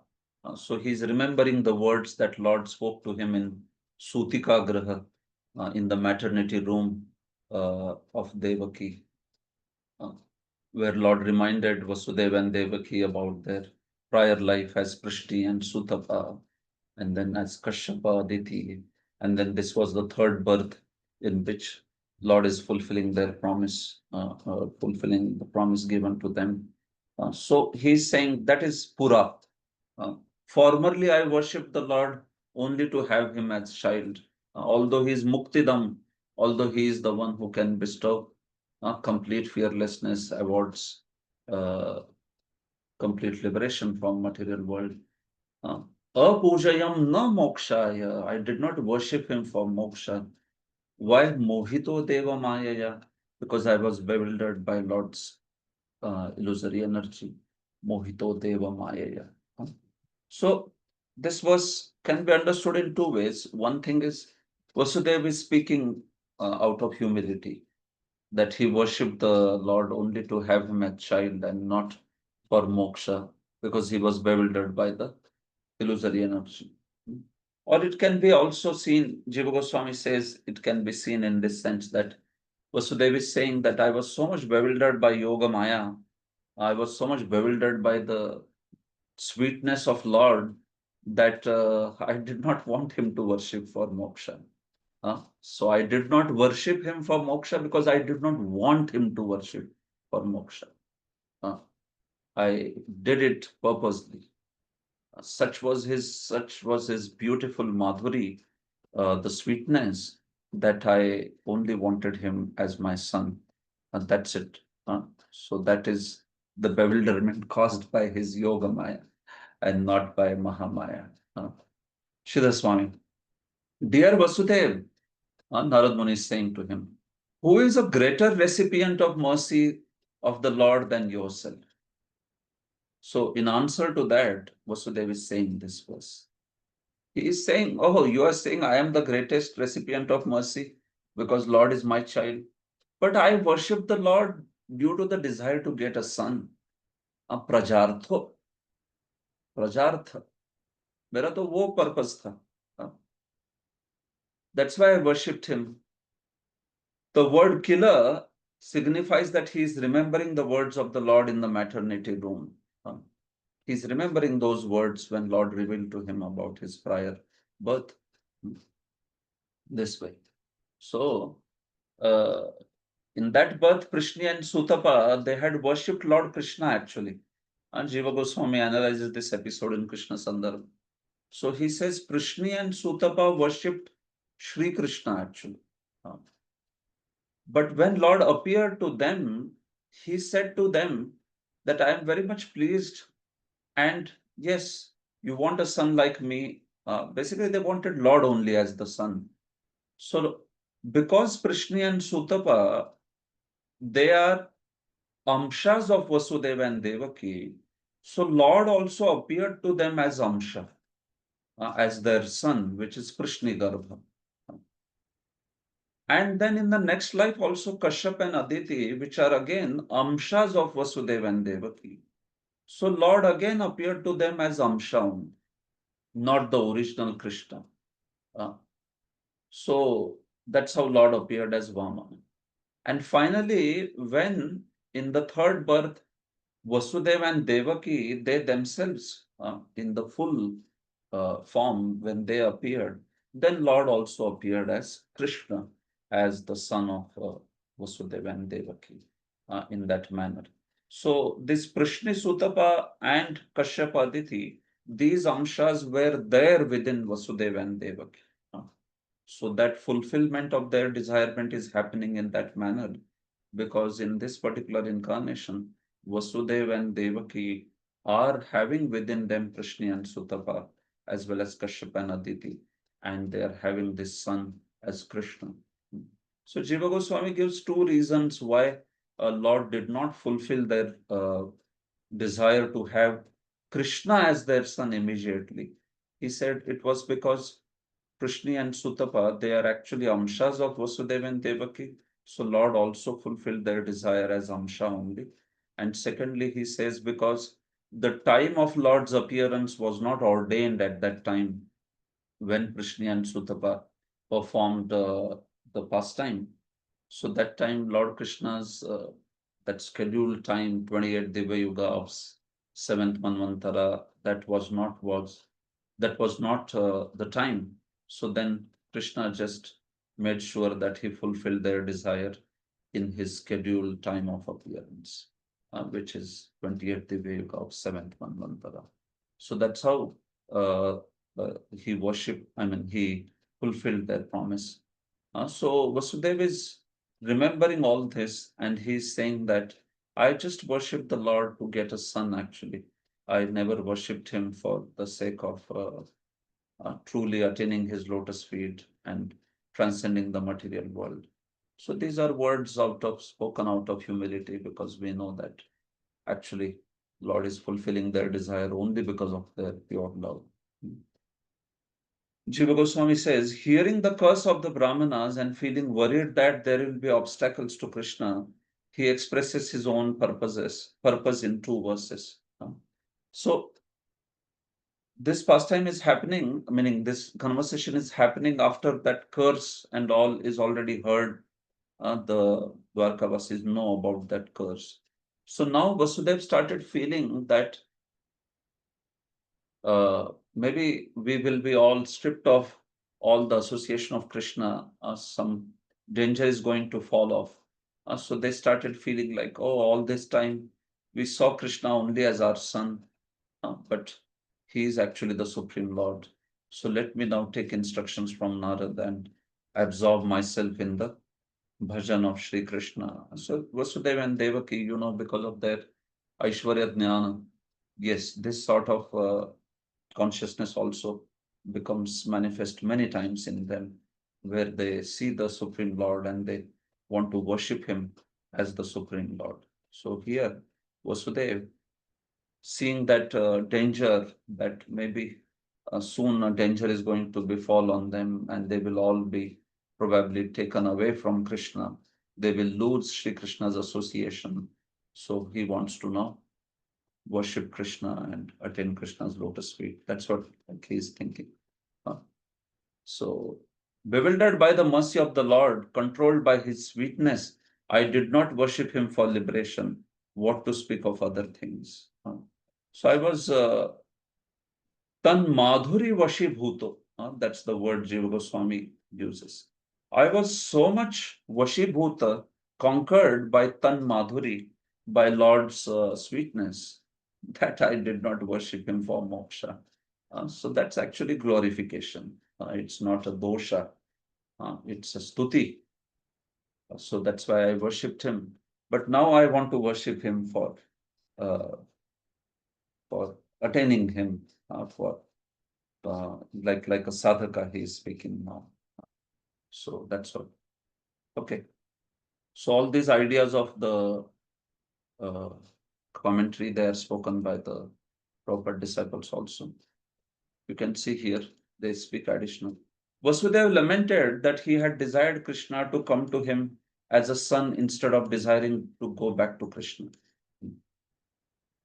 to serve the Lord in the spiritual sky. So Prabhupada has an interesting opinion on this particular episode, and the Prabhupada disciples have quoted it here. So this is from Prabhupada's purport to this particular 10.3.38, where we see Vasudeva and Devaki, they have offered prayers, and then Lord is speaking to them in that maternity room. Srila Prabhupada states, if we want to get the Supreme Personality of Godhead to become one of us in the material world, this requires great penance. But if we want to go back to Krishna, we need only understand him and love him. Through love only, we can very easily go back home, back to Godhead. So instead of bringing the Lord here for some material purpose to have a son or whatever else, if we go back home, back to Godhead, our relationship with the Lord is revealed, and we eternally engage in our eternal relationship.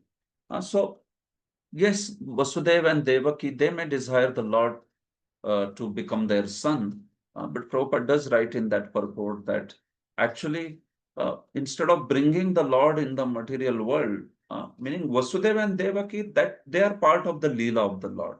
That's a different thing. Yeah. But as a devotee, instead of aspiring to get the Lord as one's own son and bring him to the material world, Prabhupada says that better one focuses on going back home, back to Godhead and reciprocating. There one can reciprocate with the Lord as his son. That is fine in all these different relationships. But instead of bringing the Lord to the material world, one can think of how I can go back to the spiritual world to serve the Supreme Lord over there. So Prabhupada makes that interesting comment over here in that purport. Also, Sutapa and Prishni are being compared to Atri Muni here. Atri Muni said he wanted a son exactly like the Lord, and therefore he was not a pure devotee, because he had a desire to be fulfilled, and that desire was material.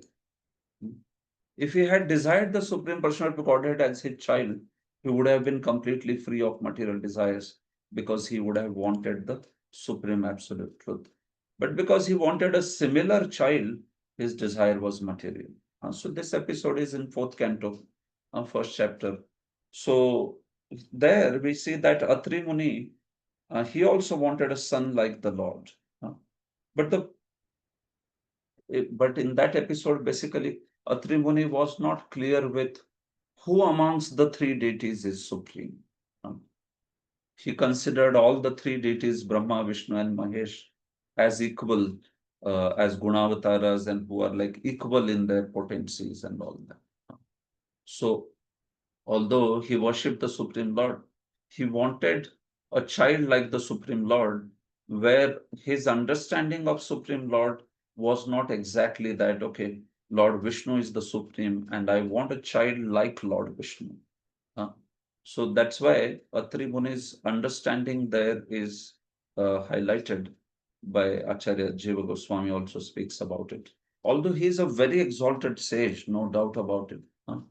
But some of these sages, sometimes they are in categories like Jnana Mishra Bhakti, or they are sometimes in Karma Mishra Bhakti, or such categories also, which is also Pradhani Bhuta Bhakti.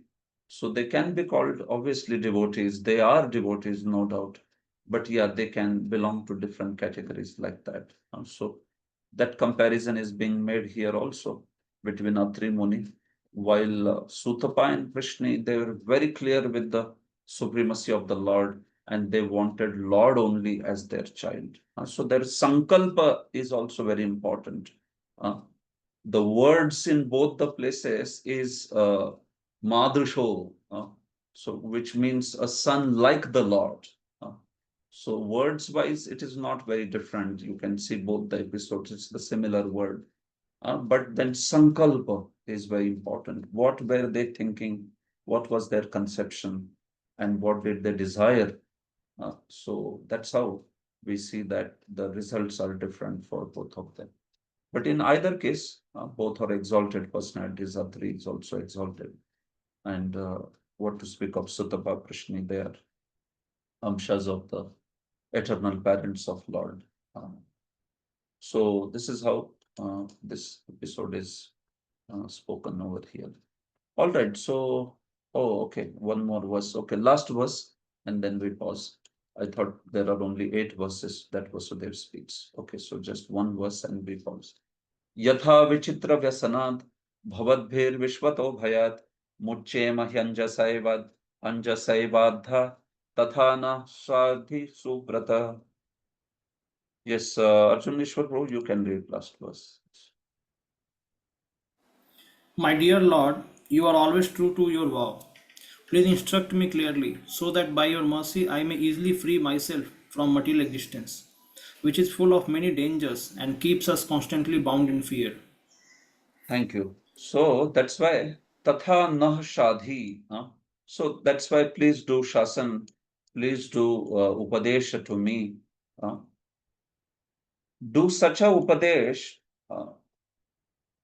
हमें ऐसा उपदेश कीजिए नह शाधी that यथा विचित्र व्यसनात् विश्वतो भयाद मुच्येम, by which very directly, very easily I may be freed from this material existence and this fear that is engulfing me, the fear of the curse of the sages. O Narad Muni, Suvrata, oh, you are always true to your vow. Please free me from this fear which is capturing my mind. Therefore, please instruct me in such a way that I may be liberated. This world of repeated birth and death has various dangers. Vichitra Vyasanat. This samsara is said to be Vichitra Vyasana, which means it is full of so many kinds of dangers. So please instruct to me in such a way that I give up this fear. Actually, what's the fear? The fear is of separation of Krishna. From the cause of great fear, the curse of the sages. So Vasudev is thinking that very soon they will be stripped of the association of Krishna, and he wants to take the instructions of Narad Muni and be firmly situated in remembrance of Krishna. That's why he is asking him to instruct in this Bhagavad Dharma. Hare Krishna. Okay, so thank you very much. Let us pause for 10 minutes and then I can take some questions and finish the rest of the part. Hare Krishna. Prabhuji, we can come by one. No problem. You can come. One.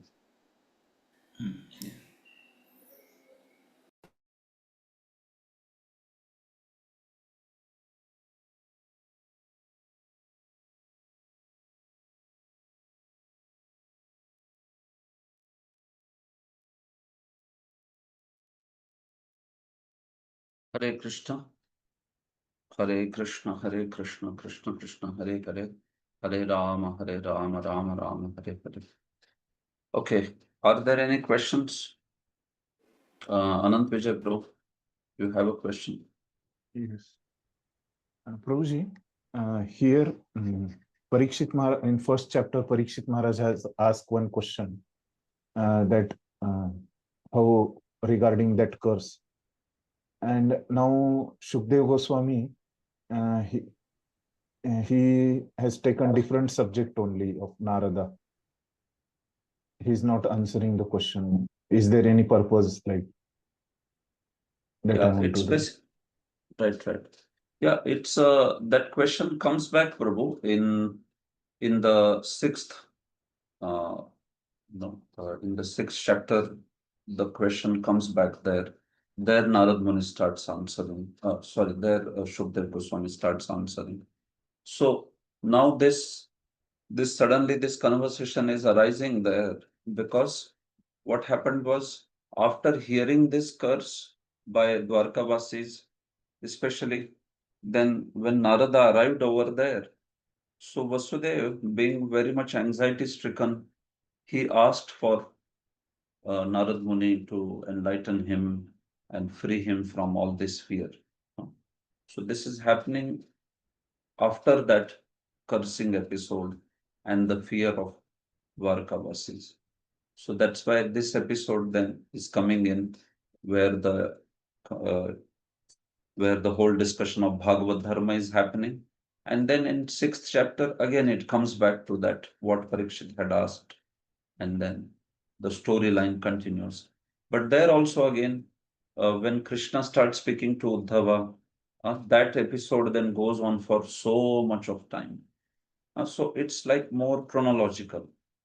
And then exactly this Parikshit's complete answer, you can say, is given in 30 and 31 chapters when it ends.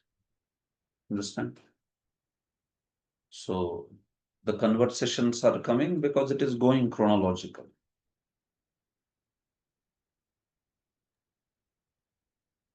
You understand or you don't understand? Yes, Prabhuji. Say something, no? Say yes, no, something. Okay. Yeah. So it is chronological, you can see. Sometimes it happens, no? That you are telling some episode and then within that certain detail comes. So then the topic goes there. It's a Bhagavad Dharma, wonderful discussion about mukti and all that. So all that is completed. And then again, the topic comes on that. Okay, what happened after that? So that is sixth chapter. But then in that also, Krishna and Uddhava's Samvad, it comes chronologically. So that goes on again for 23 chapters. So these conversations have happened. So Narad Muni speaks about it. As far as how that sharp occurred and all that, that is more like storyline. So that storyline, he will continue speaking. He will continue speaking all the way up to 31st. So that's Thank all. you, Prabhuji. Yeah. Arjuneshwar Bro. Prabhuji, this Karma Sachiva, we have heard many times that demigods cannot give more benediction than your karma. But the person who is performing austerity, he is also committing that karma at that time. Surely, one is a destiny which does not allow beyond certain limit. But if one person performs sacrifice for many years, so then according to his destiny, he may be allowed certain amount of happiness or opulence, whatever. But because of his austerity, then he can get that from the demigod. So where we have not heard any such incident where demigod is saying, sorry, it's not your karma, I cannot give you. Immortality, they cannot give. But in regard to other benediction, they always give. No, that is clear only, na Prabhu. You understand the meaning of that karma sachiva. Who is arguing against if somebody does a particular anushthan, then also the demigod cannot give? That's not the meaning at all. You can read other commentaries also over there. The meaning is, if somebody has qualified himself by a certain karma, so now that particular living being, he can achieve those things which is prarabdha, being assisted by the karmas. But now within this lifetime, he takes a particular anushthan. So as part of that anushthan, naturally the devatas will reward him. Why will they not reward him? But when that reward we talk about, so the happiness or distress caused in a particular amount of prarabdha is fixed. So even if by doing certain prarabdha, by doing certain anushtanas, one may qualify himself to get some happiness which is beyond his prarabdha. So the point is that because that particular quota is fixed by one's own prior life, he has certain quota of prarabdha where there is bhoga, there is enjoyment, there is distress also. So that he cannot change that, it will come. But you can do certain anushtanas and you can increase that aspect within this lifetime. Certain anushtanas can give benefit within the same lifetime. Certain anushtanas will give benefit only in the next lifetime. So it depends, Prabhu, on what sacrifices one performs and all that. And those results one can certainly achieve. So that is aspect of you doing a special anushtan for that. You approach a demigod and you do a special sacrifice. So it will give that kind of result. So it can give. There is no doubt about that. So why then did they say that? Otherwise, then you will say that, okay, no matter what you do, you just have a certain prarabdha. So then where is the question of any free will there? You do whatever you do, you are not going to get anything. You do any anushtan, you do any austerity, nothing will work, no? So that's not the idea. That's not how Shastra speaks. Because we also say that somebody is doing, like even Bali Maharaj, he got powerful by worshipping Brahmana, then he conquered the heaven. So the heavenly pleasure he got. So that's why we are saying in his destiny it may not be there, but he got heavenly pleasure by doing such things. So when we say to the people, you cannot change your destiny. Surely we know that your Maran, even Maran date, the date when he will die, even these things are also changed. Like we see that when Bali died, then Sukracharya again made him alive by Sanjeevani, whatever other things. So when we say to the people, you cannot change the destiny. See, there are two things. One thing is saintly person changing the destiny, taking him to back to Godhead. Other thing is changing the destiny in this material world, giving him higher destiny. So that is also possible through Devata worship. That is what I'm That is saying. possible. It is possible. So No doubt about it. even devatas can interfere with the destiny of the people. That is They it. can.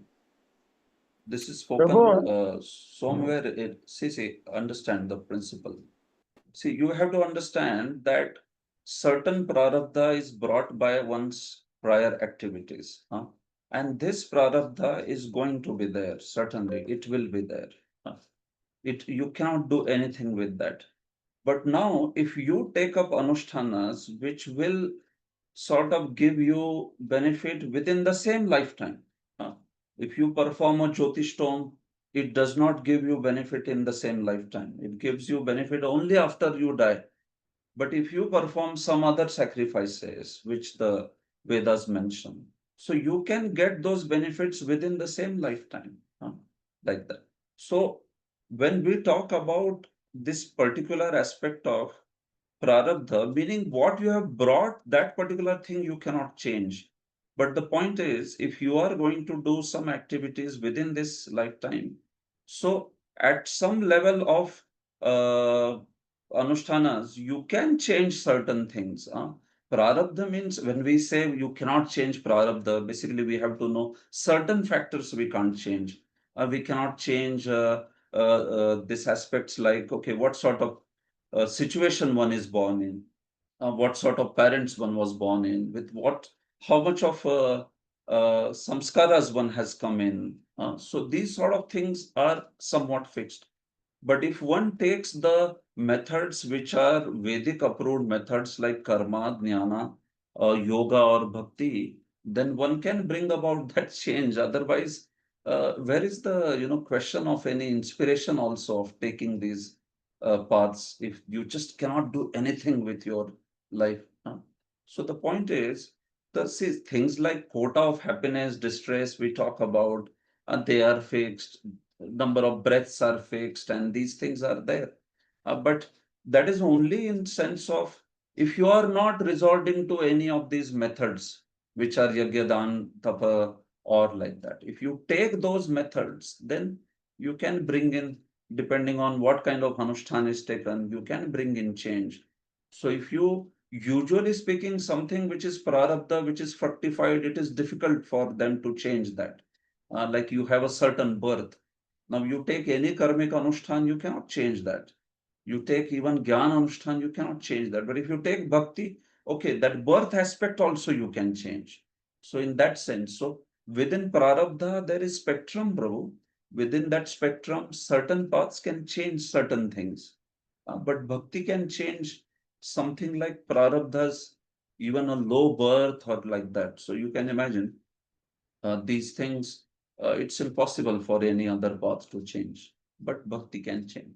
But if we are only talking in terms of some progeny, some wealth, some good health, it can be done. It's not that it cannot be done. Prabhu, Hare Krishna. Can I Yeah. just ask a question, Prabhu? Yes, So what yes. I've heard that this astrologer, they hide one thing is that they can only delay the karma. They cannot remove the karma. They So what cannot is remove the karma, Prabhu, provided they don't have any process to offer of Anushthan, any process to offer, do something about it. Then they cannot change it. But if they see the solution of some Anushthan, some sacrifice, then they can do the change. But it has to be connected to somewhere Vishnu, right? Or no? Yeah, that's what. No, it has to be connected to Shastra. The Vidhi should be Shastravat. It cannot be just a concocted thing. So why do they offer certain solutions and all that? Okay, so they can perceive that this thing is there. And if you want to get rid of it, this Anushthan can be done. How much powerful they are all, that's a different question that you leave. But the point is, if one is seeing a certain effect, and if one wants to change that, then one has to use some vidhi, this yagyadan, tapa, bhakti, adi vidhi. So if by that, then one may be able to change to some extent. Like Any the karma is delayed or removed. That's what I'm asking. By Yagyadan Tapa also, whether the karma will be removed or delayed. The karma kanda method. yeah, that's what, like by karma meaning you mean prarabdha karma, or you mean some things like amount of wealth or amount, what like exactly you mean by karma? Suppose he's supposed to get some disease, very horrible disease, suppose after Yeah. 5 years. Yeah. So by the Anushtana, they may postpone to next life also sometime. Yeah, it But, is possible. But It it is will possible. not be nullified. Yeah, Whether it see, it's like this, Prabhu, that a particular form of a disease basically is translating into a certain suffering, right? So now that suffering, that sort of suffering which is coming by his prarabdha, that suffering he will not be able to escape. But now, if we are talking about the disease, well, the disease by a certain particular anushthan or like that, one may, do some bhaskara yagya or like that, and then one may get rid of that disease. One may not have to suffer that particular disease. But but there is some level of difficulty, inconvenience that the disease would have brought up. So that will come in some other form. One cannot get rid of that particular aspect. The phala, a particular karma phala is there, no? So that will come in some other form. So one prefers that form, one is okay with that form, then one will accept also, no problem. But this sort of things, no, what exactly is ordained in a one person's life, whether he's supposed to get this particular disease, these things are not exactly fixed. They can be indicated, but they can be changed also, provided we have a powerful person who can suggest that kind of solution and all that.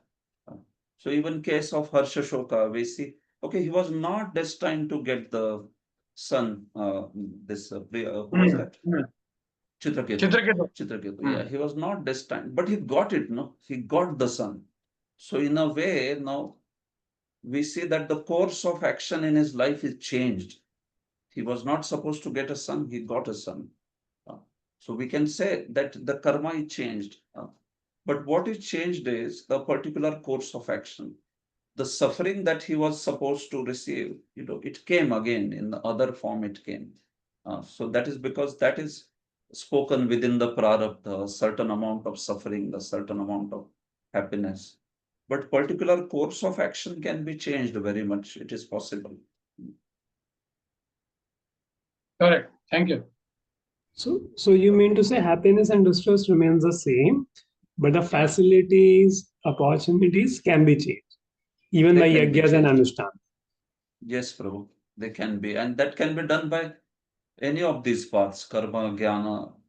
All of them have that level of power. Depends how much power, but yeah, they do have. That's why they are there. That's why they are there. But the quota of Otherwise, happiness will remain same in the lifetime. exactly. Yeah. Even of course, that is also quite complex concept when we say quota. Exactly how that quota remains same. But yeah, to whatever degree that we understand, the experience of happiness that he may have and the experience of misery, that will certainly, he has brought something by prarabdha, it will stay. You can't do anything with it except something like bhakti or like that. Prabhuji, whatever is done in immediate time means at the recent time, whatever is done, some good activity, bad activity. Like if some bad activity is done, some anusthana are given in the karma kanda also. Like you make like if you kill a cat, then you have a golden cat, that much weight. So then that reaction can be finished off, but the tendency cannot be finished through the karma kanda, but the reaction can be finished. That is right. So reaction can, but what you are saying that whatever has come as prarabdha, that reaction cannot be finished, suffering cannot, but you can change the form.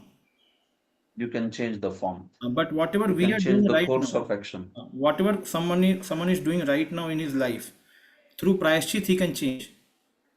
He can finish off that karma, whatever he has done, because the particular reaction, Prabhu, certain reactions, yeah, by prayashchitta, like some has done something. So by prayashchitta, you can finish off that reaction to certain extent. You can't finish off prayashchitta by doing like suppose one has a lower birth. So by doing prayashchitta, you can't change that, no. So prayashchitta also has its limit. Certain activities, prayashchitta will allow that, okay, you have killed this, or some disrespect has happened, or you stole something. So prayashchitta is now you give this much in dana. So that particular reaction will not come. The reaction part is taken away. So in the prayashchitta, one point is of that tendency that is clearly discussed. That is, but even point of prayashchitta, in what all circumstances it can work. These Smriti Shastras like Agyavalkya, Shandilya and all, they speak about all these things that, okay, here prayashchitta works, here it does not work. So prayashchittas also have fixed, certain fixed things where they can work. It's not universal. Okay, Chaitanya Prasad Prabhu. Yeah, thank you, Prabhuji. This question is about the devatas and sadhus comparison. So it's clear that devatas bestow happiness and misery proportionate to the karma of the jiva. when it comes to happiness from sadhus, when jiva is neutral or properly receiving the sadhu, he is surely getting more than what he's doing from sadhu's side.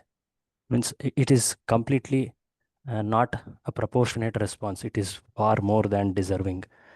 Uh, but when it comes to the side of mistreatment or not receiving the sadhu sangha, like when we hear this uti in the beginning, seventh canto, it's told um, the Bhagavad Dvesha, which the cause for the Bhagavad Dvesha in Hiranyakshikashipu is because he mistreated those four Kumaras in the very beginning. So Yeah. there is also dukkha which is coming, there. So how do we understand that part? Yeah, see, if one is offensive to the sadhus, yeah, then the sadhus may curse, by which some situation like that of dukkha may be there. But yeah, basically it's from the phalen parichiyate, right? Even that situation becomes, there may be some temporary situation where there is difficulty and all, but finally, the phala, the result of that situation will be something which is extraordinarily beneficial, unimaginably beneficial, like it happened in case of Nalkuvar or Manigri.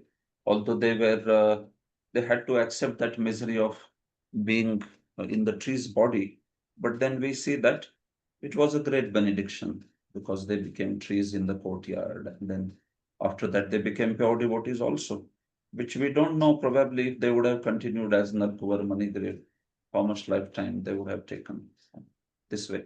So the point there of the verse is Sadhu Dina Vatsala.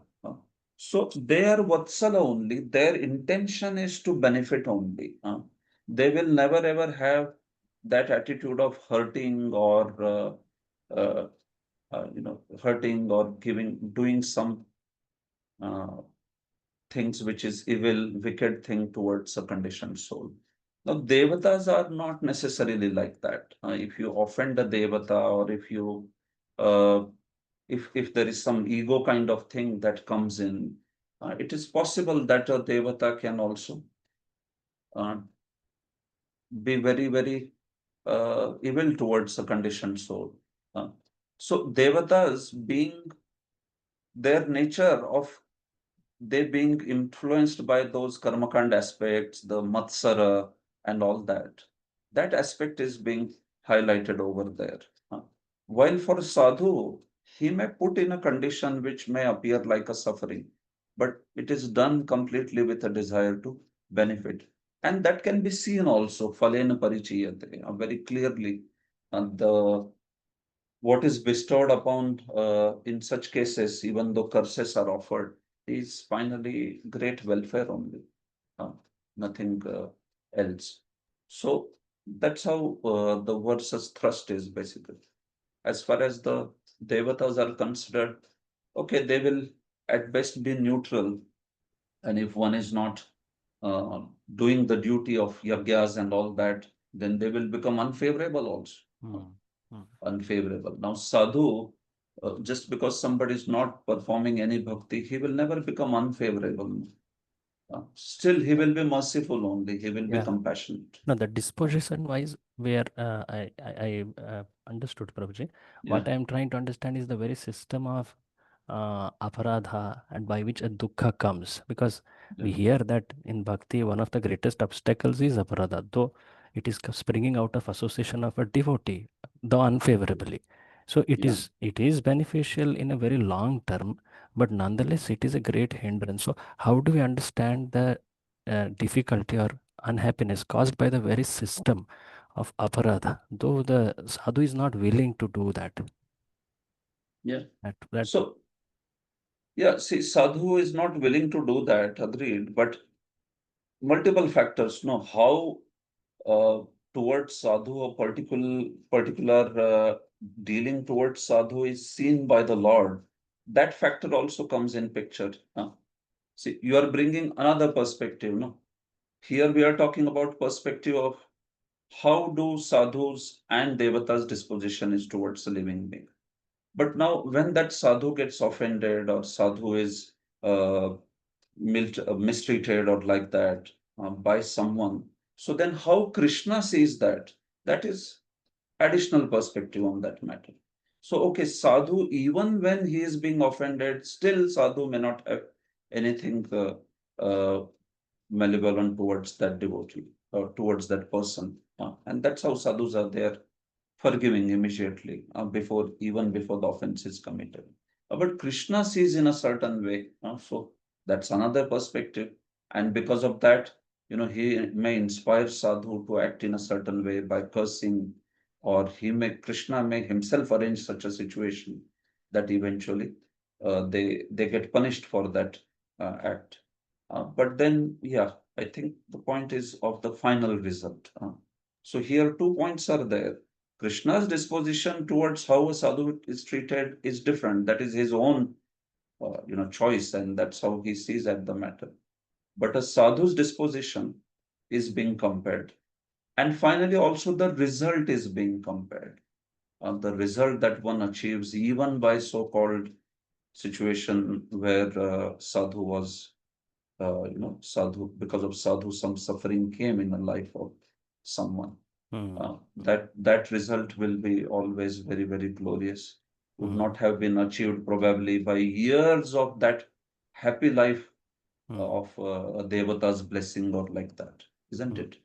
Yeah. So from that angle, yes. So Krishna, yeah, he has a certain way he deals with the sadhus mistreatment, although sadhus may not mind it at all. It may be okay. Thank you for that insight, Prabhuji. Prabhuji, I had one question about Narada. So Narada is he is in his Nitya Siddha form, means that is his form in spiritual world, and he travels in material world in the very same form, right? That's what means. It's not that like a sadhaka deha, and there is, it's his eternally liberated form which is in spiritual world also. Is it the case? Yeah. What is his See, rasa? Narad Muni, yeah. Krishna Sandarbha, Srila Jiva Goswami says that Narad Muni has a form which has pastimes in along with Krishna also, and he has a form that has pastimes along in the Vaikuntha also. So this is his eternal form, which is there in Vaikuntha, in Narayana form. But this form is also there as part of Sri Krishna's Leela. So when he, in the material world, he is manifesting this form, yes, it is that spiritual worlds. This is the self same form that he has in the spiritual world. So especially when you see those pastimes where Narad Muni is seen as a devotee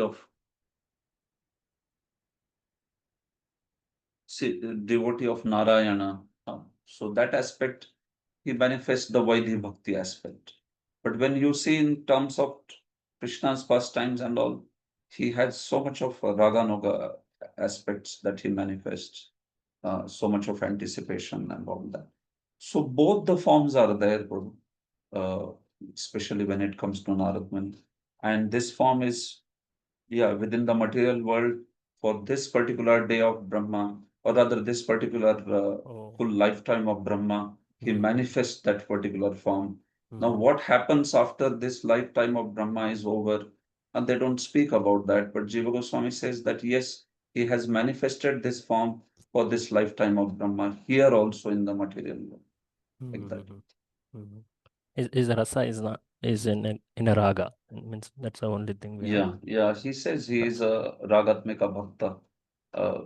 You can see that Krishna Sandarbh explanation of this was Gopya Kamat Bhayat Kamso Vishad Chaitya there.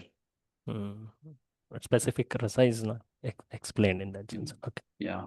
In fact, he says when Narad Muni shows the aspect of sadhana bhakti, it is actually another jiva who shows that aspect of sadhana bhakti by being in the body of Narad Muni.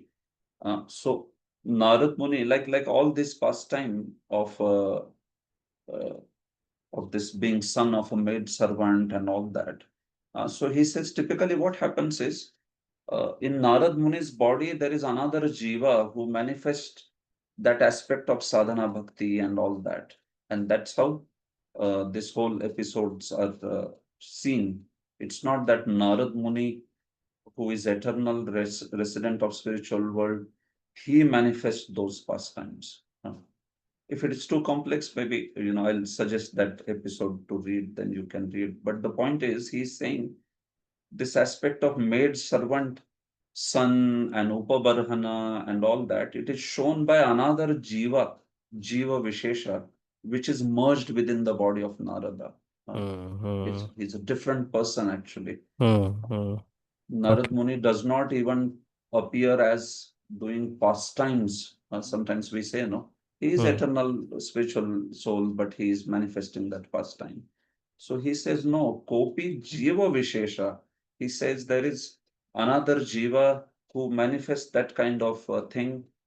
And then he gets to be, after he perfects his life, he gets to be in the body of Narad Muni for some time, just to show that aspect of how sadhan bhakti works. If you practice like this, then in your next life you can get that spiritual body to demonstrate those principles and all.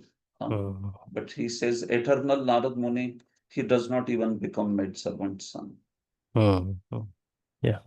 Thank you, Push. I have few questions more. I'll ask Okay. at the end. Thank you. Yeah. Thank you very much. Let's complete this section. Sachindan Bhagwan Prabhu, you have something? Yes, Prabhu. Prabhu, this Sarvato Mrityu, in that he was mentioning that how Kali Yuga is like we see in Dwarka Leela that Krishna and Arjuna retrieved Brahmana's son, so the Brahmana was blaming king. So just wanted to confirm, like it is only in Kali Yuga that these things, untimely deaths of son dying before father, or this is happening, or it was before also. And second, one more question. Yeah. So of course, Prabhu, once such one-off incidents, they were happening also in Dwapar Yuga and all. But we see that that was considered to be, because as you said, that episode, that was considered extremely unusual. It was considered to be so unusual that Brahmana thought that this is impossible. It is only happening because the king is sinful. It cannot happen like this. So these sort of one-off incidents, see, contamination starts in Treta Yuga. So after Treta Yuga, you start seeing some doshas, certainly, some sort of doshas and all. So in Dwapar Yuga also, we see personalities like Duryodhana and all these people. Quite a like a lot of evil we can start seeing. But yeah, these things are not rampant, no. In Kali Yuga, it just becomes like whole thing becomes so rampant. So many untimely deaths and all sort of weird combinations, where we start seeing something which was considered exceptional and very unusual becomes a normal that way. So now in Kali Yuga, practically we see, no, a prior generation is seen as a very healthy generation, while the next generation, they are many times they don't have that much life also. It is becoming so common where the older generation is living for 80, 85 years, and the younger generation, they die at 50, 60. There are surveys like that. Many of the surveys show that this is becoming quite a trend now. So you can see it is becoming so usual, that which was very rare.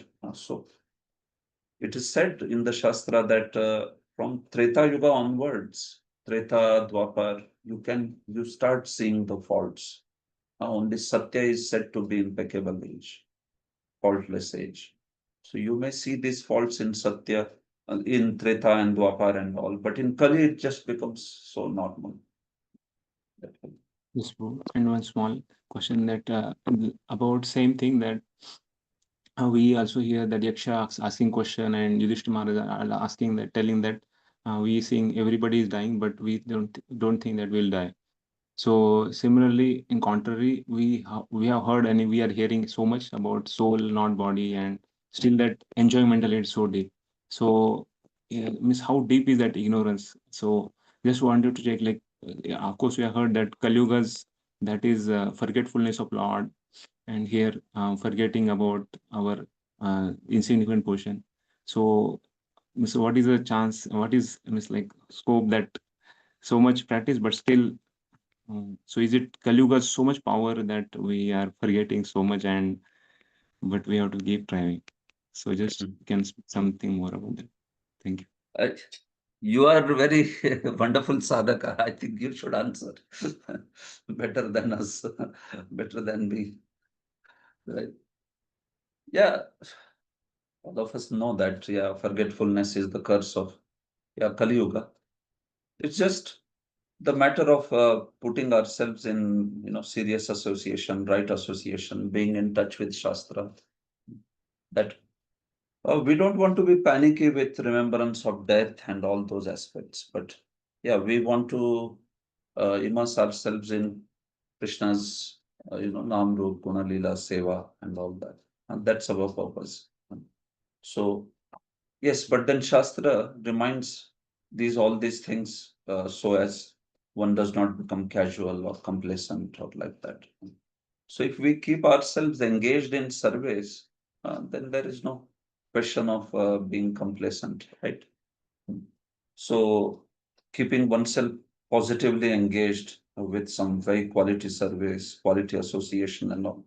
So, very organically, then one will remember, one will not forget the goal of life, one will keep that focus. And that's why Shastra is also there. In spite of good association and all, we keep forgetting, then Shastra keeps reminding also. Yeah, yes. But this Sarvato Mrityu and Yadi Echatam Abhayam and all that, that's still, it is still within the, it's not a very great inspiration to worship the Lord. It is still within the purview of Vaidhi Bhakti actually. Within Vaidhi, there is this understanding and this consciousness of, thinking about death and thinking about conquering death that way. But beyond Vaidhi also there is Raganuga, right? So within Raganuga Bhakti, the pleasure of Krishna, the pleasure of Vaishnavas, Guru, that only is the main inspiration for practicing bhakti. That way.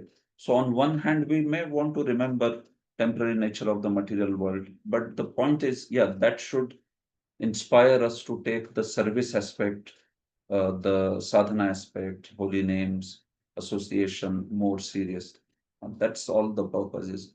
So if that is happening by organic arrangement of good association, good service, then we don't have to dwell so much on those thoughts. Shastra speaks about it just to show the precarious condition. But you can read the explanation of this verse, Tasmad Bharat Sarvatma, in that verse's explanation. Who desires abhayam, who desires conquering of death, it is considered a lower inspiration. It's not considered a higher inspiration. The highest inspiration which we have in pure devotional service is pleasure of Krishna. That's it. So a devotee does not want to waste his time because he's so much worried about whether he is pleasing Krishna or not. That way. So that's the positive inspiration. Okay, Prabhu. Yes, Prabhu. Thank you. Thank you. Okay, so the rest of these verses now.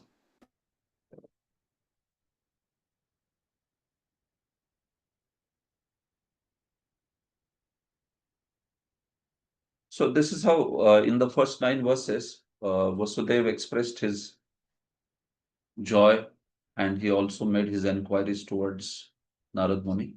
So now Narad Muni starts answering. First he expresses his joy also in 3 verses and then he starts recounting the episode of Nime Maharaj and Navayogendra's meeting. So let's see this. Shri Shuka Uvacha Rajannevam Krita Prashno Vasudevena Dhimata Pritastamah Devarshir Hare Samsmarito Gunaihi. Okay. Sachandra Bhagwan Prabhu. Sukadeva Goswami said, O king, Devarshi Narada was pleased by the questions of the highly intelligent Vasudeva because they suggested the transcendental qualities of the Supreme Personality of Godhead. They reminded Narada of Lord Krishna. Thus, Narada replied to Vasudeva as follows. Yes. So Sri Shukdev Goswami continued. So the intelligent Vasudev in this way, when he asked about Bhagavad Dharma, Narad, why did he become happy? Because Hare he samsmarito gunai, because he was reminded of Lord Hari. The questions, inquiries were about Bhagavad Dharma. So naturally, the object of all Bhagavad Dharma, the Supreme Lord Hari, he was reminded with all his qualities and paraphernalia. So Narad Muni became extremely pleased. He was reminded of Lord Hari's qualities as a topic to be described. The answer to these Bhagavad Dharma questions will be Lord Hari. So that's why Hari will be Varnaniya, Hari will be described, and that's why he became very, very happy that this is what he has reminded me. He has reminded me about Hari. So he expressed his joy in 3 verses that's spoken now. Shri Narada Uvacha Samyagetad Vyavasitam Bhavata Sattvatarshava Yat Pruchhase Bhagavatan Dharmanstvam Vishwabhavanan. Okay, so now for the sake of saving time, Samapan Goprabhu, you can read the translations for next verses whenever I call up. Shri Narada said, O best of the Sattvatas, you have quite correctly asked about the eternal duty of the living entity towards the Supreme Lord. Such devotional service to the Lord is so potent that its performance can purify the entire universe. Yeah, thank you. Shri Narad Muni said, Samyagetad Vyavasitam. What you have decided, what you are asking, this is wonderful. This is very perfect. Because you are asking Bhagavad Dharma, Bhagavatan Dharman. They are Vishwa Bhavanan. They purify the entire universe. You are asking here for your sake, but yes, this discussion itself is so purifying. What to speak of anyone who hears this discussion, reads this discussion, even in the future. These discussions are Vishwa Bhavanan. They are very much purifying. Sridhar Swami says, Narad Muni expresses his pleasure by 3 verses, 11, 12, 13. Vishwa Bhavanan means Sarva Shodhakan, Shodhana. So it is very, very purifying. The principles of Bhagavad Dharma, they purify everything. They purify our existence. Jiva Goswami says he will answer the question of Vasudeva's specific inquiry for himself in the end. Vasudeva spoke about himself also, right? That, okay, he asked about his own fallen conditions and how he can be delivered. But he will speak it later. He will first answer the question regarding Bhagavad Dharma, which he had asked. So this congratulating questions, that's the common scenario, right? In Bhagavatam, we see that whenever very nice questions are asked, then the speaker glorifies the question. Variyana Ishate Prashna Shukdev appreciated questions of Parikshit. Or he also, Sudha Goswami appreciated the questions of Naimisharanya sages, Munaya Sadhu Pushtokam. So this is the reciprocation between speaker and the audience always. Any good question, the question that leads to discussion on Krishna is very much appreciated. It pleases the speaker. Otherwise, sometimes certain questions are asked which instead of pleasing, they may be displeasing to the speaker. Right. Of course, the point is, if anything is connected to Krishna, then that is wonderful. But yeah, something which is disconnected or which is just something which is a complete Vishayantar, it's another disconnected topic. or like that, then those questions may not be much beneficial. So these beneficial questions which help everyone, we see that the speaker also appreciates that.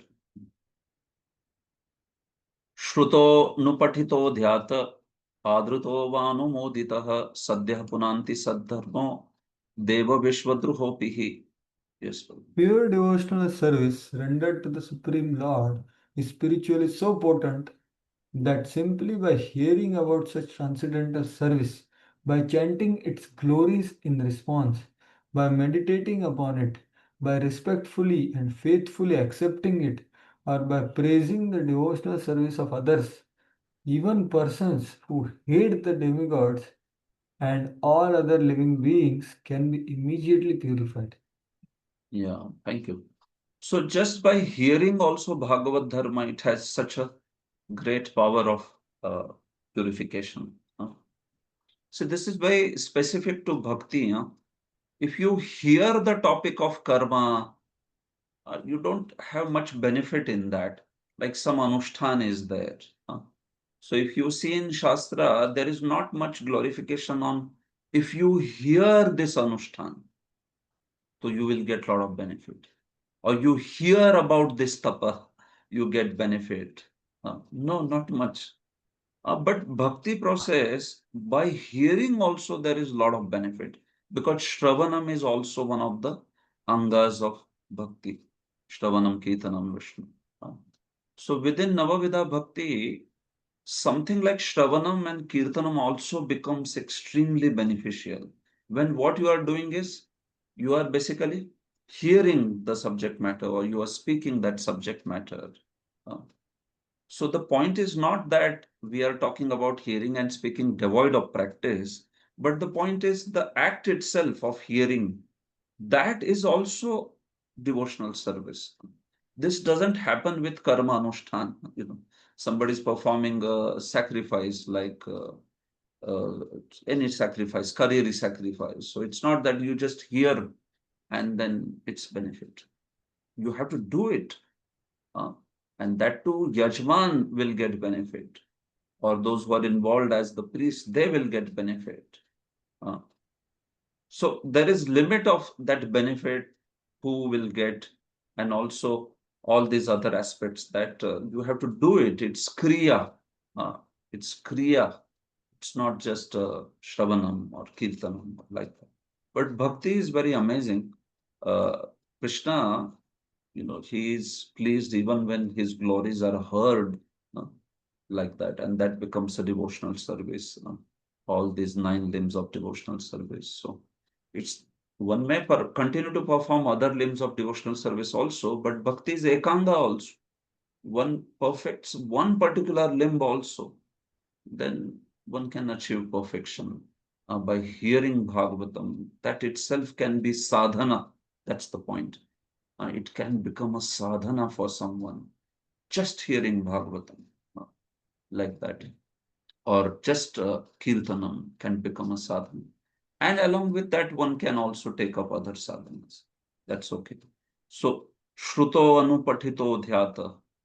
So, this Sadharma, this Bhagavad Dharma is so powerful that Shruto, heard, Anupatito, which means that one is repeating it. Somebody is saying ahead, and then one is repeating it like some shloka, or like some prayers, Anupatita. Someone is saying ahead, leading it, and we are calling it out in response. That is Anupatita.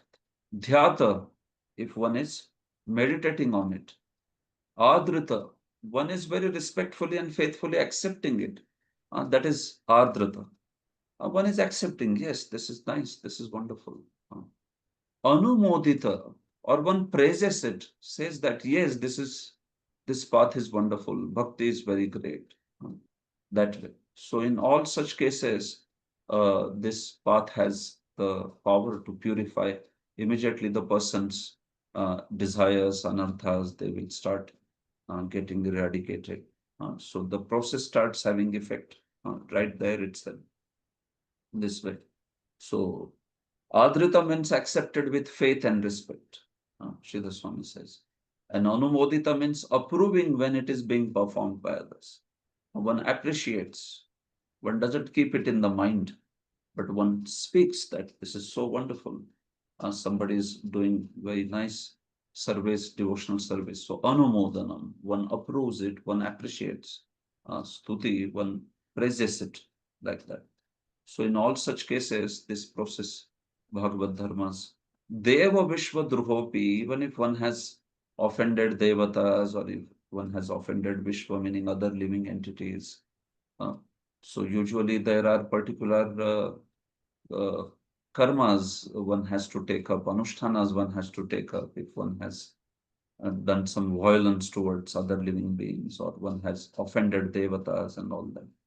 But by taking to bhakti, one can just hearing these topics of bhakti also, just hearing the Bhagavad Dharma topics also can relieve one from those,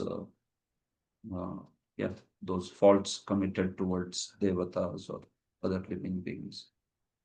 Bhagavad Dharma can purify even those who go against devas or the universe. Meaning they offend devatas or universe in some. Of course, one who takes to Bhagavad Dharma, he will obviously not go against the living beings or the devatas because devatas are also devotees. But the point is, yeah, one may have committed some droha towards them, but Bhagavad Dharma can free one from that droha also. So one more verse and then maybe I will pause because 1:45 we are supposed to stop. Srila Bhaktivedanta Saraswati Thakur, following Sridhar Swami, has commented that the word Sadharma refers to Bhagavad Dharma. So Sadharma's meaning here is Bhagavad Dharma. Bhagavad Dharma is spiritually so powerful that even those who by worldly standards are implicated in various ways in sinful behavior can easily be purified by adopting any of the processes mentioned in this verse. Like we see that sometimes the Karmakandi scriptures and all may offer very difficult anushtanas or processes to get rid of some sin, the sin of theft or the sin of some illicit activities or the sin of doing violence or killing, what to speak of killing or like that, that is very ghastly.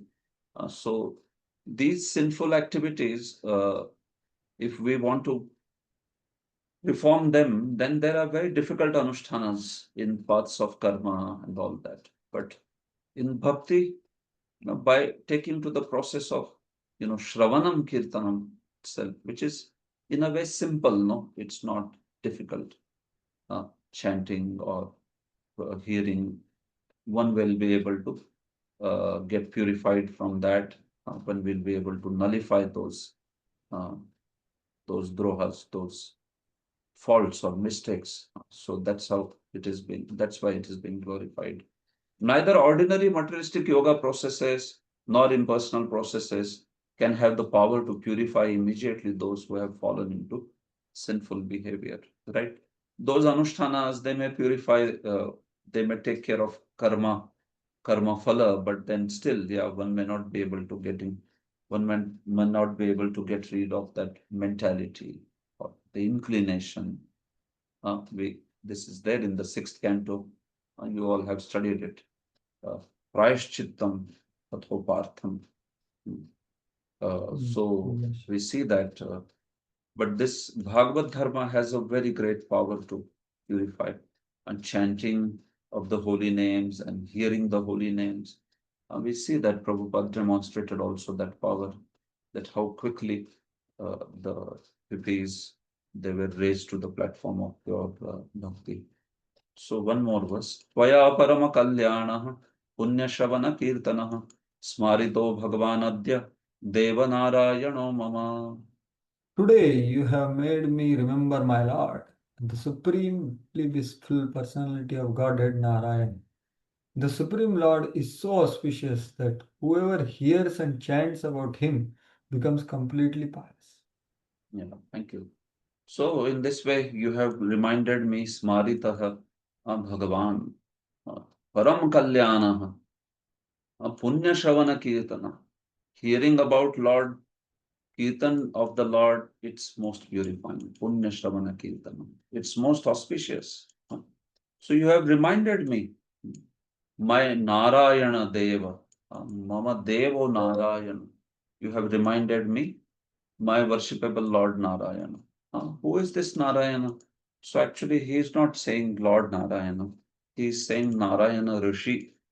Narad Muni was taught the Bhagavad Dharma principles by sage Narayan, Nara Narayan Rishi. So out of that, Lord Narayan. So he's saying, you asked me Bhagavad Dharma, and I was taught Bhagavad Dharma principles by Narayan, sage Narayan. So in this way, you have reminded me of Narayan. Otherwise, Jiva Goswami says Krishna. Narada was continuously, in absorption of Krishna only. But when this question was asked by Vasudeva, he suddenly remembered, oh, this topic was taught to me by sage Narayana. Mama Deva Narayana, because he accepts Narayana also as his guru, Narayan Rishi as guru. So this is how he is saying this. Jiva Goswami, in relation to that dharma, meaning in relation to Bhagavad Dharma, I have been made to remember Narayana Rishi, who is like my guru. He is my guru. Deva here means guru. Absorbed in worshipping Krishna, he had forgotten even his guru. Interesting, no? So Narad Muni was so much absorbed in worshipping Krishna. Of course, he had forgotten means we understand it's not that he has actually forgotten. It's all one unit, right? When somebody is serving Krishna so happily, that's what is the instruction of Guru. And if one is following that, will Guru not be happy? He will be happy. Prabhupada was asked, what will please you the most? Prabhupada said, if you love Krishna, that will please me the most. So it's a organic unity. It is Advaita, that when one is remembering and absorbed in service of the Supreme Lord, naturally one is doing it in conjunction with the instructions of spiritual master. But still, that specific inquiry reminded Narad Muni of his guru, Sage Narayan, and that's why it's mentioned over here in that particular manner. Okay, so Narad Muni will speak about now that episode, which is the conversation between Nimi and Navayogendras. So let's continue that tomorrow. Thank you. Granthra Srimad Bhagavatam ki jai, Srila Prabhupada ki jai. So those of you who need to leave, please go ahead. I can take some question. Madan Sundar Prabhu? Yes, Prabhu? Hare Krishna, an audible Prabhu. Yes, Prabhu. Yeah. So in the 12th verse, discussion, Deva Vishwa, Deva goes to have friendly to Devatas in the practice of Bhakti. That is kind of gets purified. So I was just thinking of that point of time, the 6th canto or example of Patrasa. Just want to check on that, we know the past life and all that, everything about him. But as in that present scenario, he was fighting with the Devatas, because he was born into a particular situation. So is that an example which we can even consider in this scenario? That although he was fighting against Devatas, but because he was practicing, he was addicted to the Lord, he could, bypass the offenses or whatever aparathas can be touched. But this being a prepared example for this. Yeah, like here, Deva Vishwadruha is someone who has actually offended the Devatas, who has actually done some droha. So certainly we find Vritrasur in that position, but as you all know, obviously, that yes, Vritrasur, there, he is actually already a Mahabhagavata. Just being put into that situation just to show the glory of pure devotees and how they are not fearful of any situation and all that. So now within that situation, because he is a demon born, so naturally he is doing droha towards devatas, and he's acting in a way which seems to be unfavorable, like that. Yes. So outwardly that position is of a droha, but then because inwardly we know that he is acting completely under Lord's instruction, he is actually a Mahabhagavat there. In fact, the way he is acting is also eventually helping only Indra. Indra only had lost faith in his Vajra and all, but then he started reminding Indra and giving faith to fight with Vajra. So, in that sense, so Devadroha, although it is there, it is only outward, I would say. Here, it is the verse is saying actually someone who is really an offender of devatas or really an offender of other living beings. So that means that the person actually needs purification. While for Vritrasur, he did not need purification. He is demonstrating something else. He is demonstrating that how bhakti is completely transcendental. One may be in such a situation also by Lord's desire, but then even then one can act in manner of a Mahabhagavata. So yes, Prabhu, if we see in outward manner, yeah, his position is like where he seems to be doing some droha, but actually, finally, we see that he's acting as Mahabhagavata only. Yeah, so just 2 points to it. One is when we discuss such concepts, if there is an example, then it solidifies the concept. So in that sense, do we have any example that we can think of? Somebody was a Devdrohi, and then by taking it to Bhakti, maybe Nalkuvera Manigriva in that case, but they went through the penance. Maybe of course they didn't did any Bhakti, they didn't attain that. But any example that's your mind?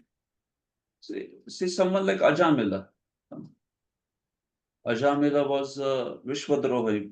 Ajamila was someone who was leading a very sinful life also, isn't it? So now, when he took up to the devotional service, there was no consideration of his prior, what all he did. He was acting like even a dacoit. He was looting people for the sake of pleasing his wife and all that.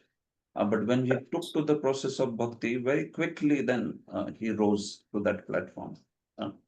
And then we see that he becomes qualified to attain Vaikuntha. So, yeah, examples like that. Yeah, so Deva Vishwadro, which means we can take also Vishwa, other living entities. Vishwa is the other living entities. Correct. Like that. Yes. Yes, thank you. Chaitanya, okay, before that, Vanmali Govind Prabhu. Yes, Vanamali Govind Prabhu. Yes, Prabhu.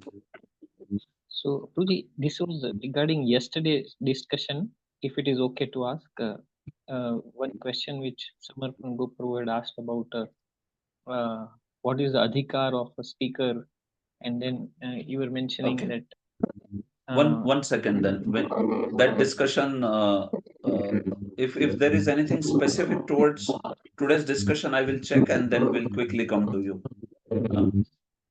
Chaitanya Prasad Prabhu. Yeah, regarding this discussion, I have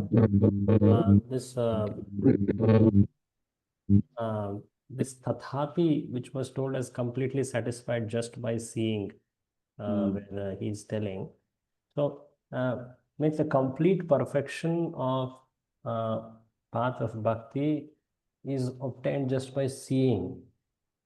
Can we also mean it like this? Because he was satisfied and yet he wants to appreciate it more. Is it like that? What it means completely satisfied? Yeah.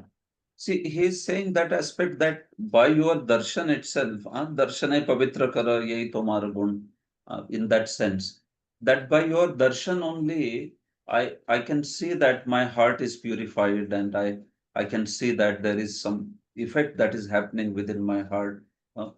But then now that you are here, although that darshan itself, so we know that darshan, sparshan, samlapa, all this is very much purifying of a devotee. It will stop, even that association will purify one's desires. One can witness that experience. So here also, Vasudev's understanding in that when he's saying like this tathapi, that yes, by Agaman Matrena Iva, just by your coming, and now there will be opportunity to serve naturally when you are here. I'm getting your darshan, I could serve you. So by that itself, I am blessed. Because certainly, right, that has a certain power of purification when one gets darshan of a pure devotee, samsparshan, and all that. So he says, Vayam Kritartha, meaning that's what Sridhar Swami writes.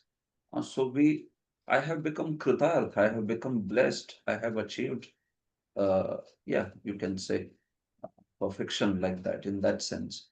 But yeah, still, I want to hear about those instructions so that they will be beneficial for others also. Uh, so the glory is he wants to appreciate this fact that someone like you, by mere opportunity to get his darshan and by mere opportunity to serve, uh, you can bestow all perfection.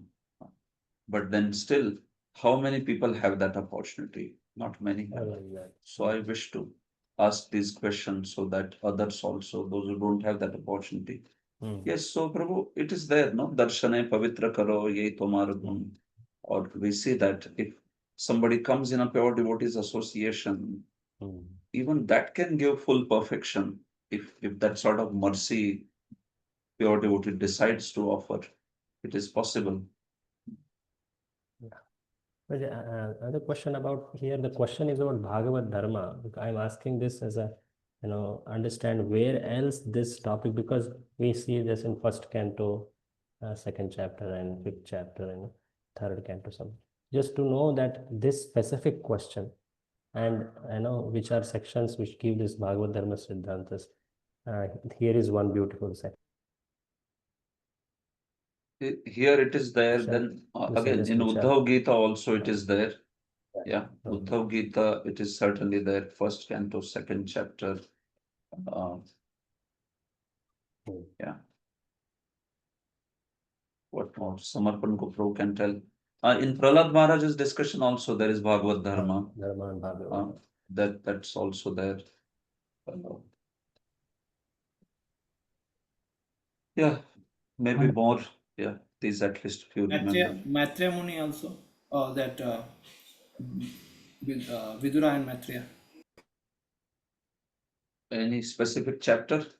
Because he only came to hear Bhagavatam only. He did not come to hear Mahabharata. Yeah, that's right. Yes. Thank you. So, in general, Prabhu, Bhagavata Dharma, sadhana bhakti. Later, when the answers start coming, no? So, Jiva Goswami, he will tell that Atyantik Kshema is prema, and Bhagavata Dharma is sadhana bhakti that leads to that prema. So, wherever there is discussion of sadhana bhakti, we see that is Bhagavad Dharma, basically. So, even in Kapila's instructions, wherever there is discussion, that would be Bhagavad Dharma aspect. Yes, so Kapil Muni also I was remembering, which you just now Kapila. Correct. Yes. So, Prabhuji, Okay. about Prabhupada is making this statement, no, that better love Krishna and go back to Godhead than try to bring him here. Just trying to understand this statement more clearly. It means that you try to attain the Lord instead of bringing Lord for your desires to stay in this world. Means is it because how can you explain that little? Yeah, that's how it's. Maybe some of the grahastas may feel like, why is Prabhupada saying like that? Huh? But yeah, the thrust of Prabhupada, if you see 10.3.38 there, that's the purport. So thrust of Prabhupada seems to be on this aspect only, that as a devotee, we don't want to bring Lord Krishna to material world.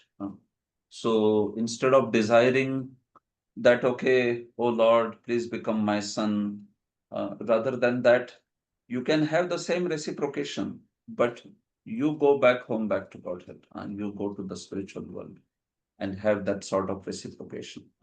So Prabhupada says two things there in that purport. He says, one thing is it's not that easy to have Lord as son. First and foremost, it's a very difficult thing. It's a very difficult austerity that they performed.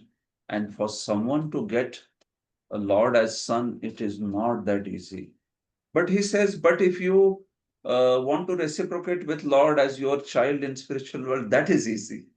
Of course, that is also not easy. But he says, instead of doing all this difficult tapa and these aspirations, instead of that, if one follows the process of bhakti and purifies one's heart and goes back home, back to Godhead, so then one will be able to reciprocate. So this is one point. The hardships, it is not easy, Prabhupada says, it's very, very difficult. And second aspect is of that only, that there he says that basically Lord, he performs the pastimes in spiritual world. That's his abode.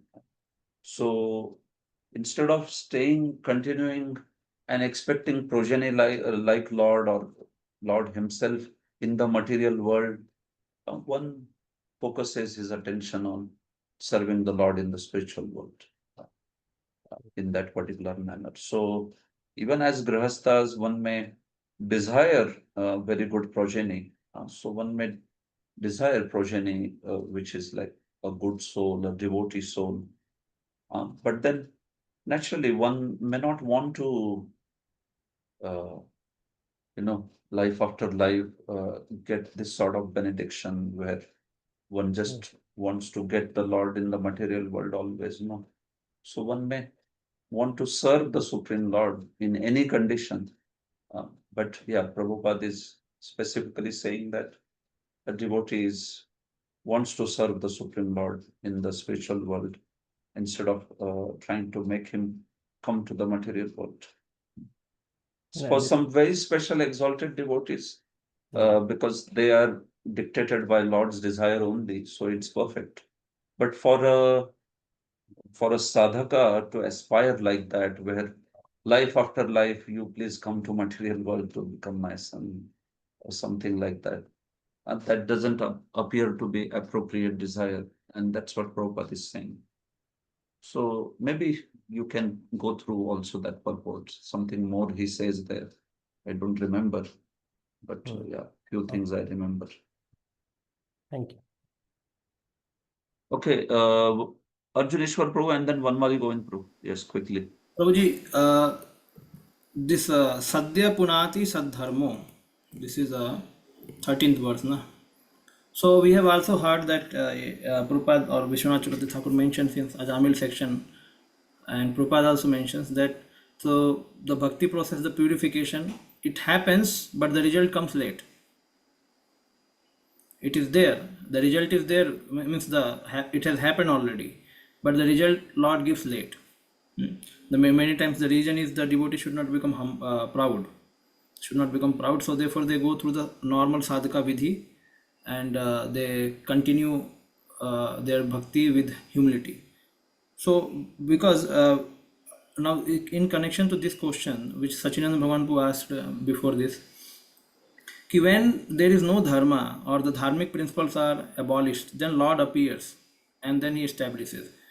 Now to practice the dharma, there has to be some human life, living human life, like 90-year, like you just mentioned that answer that one has to, it's not a very great impetus that one should practice bhakti because of fear of death. But even the practice cannot be done on the level of subtle body, means only Nimi Maharaj can do or whatever. But we are saying ki if somebody, Lord is establishing dharma, then he has to also give the number of years to practice. Correct. So now people are dying like anything, people are not living only. So then how it can be, both can be correlated then? If dharma, how can people practice with a disturbed mind, with disturbed families, with the disturbed habits? How they can practice? It means then again it has to be re-established with a proper system of living, proper system of relationship, isn't it? Because Kali Yuga has not begun only Sandhya is going on. Yeah.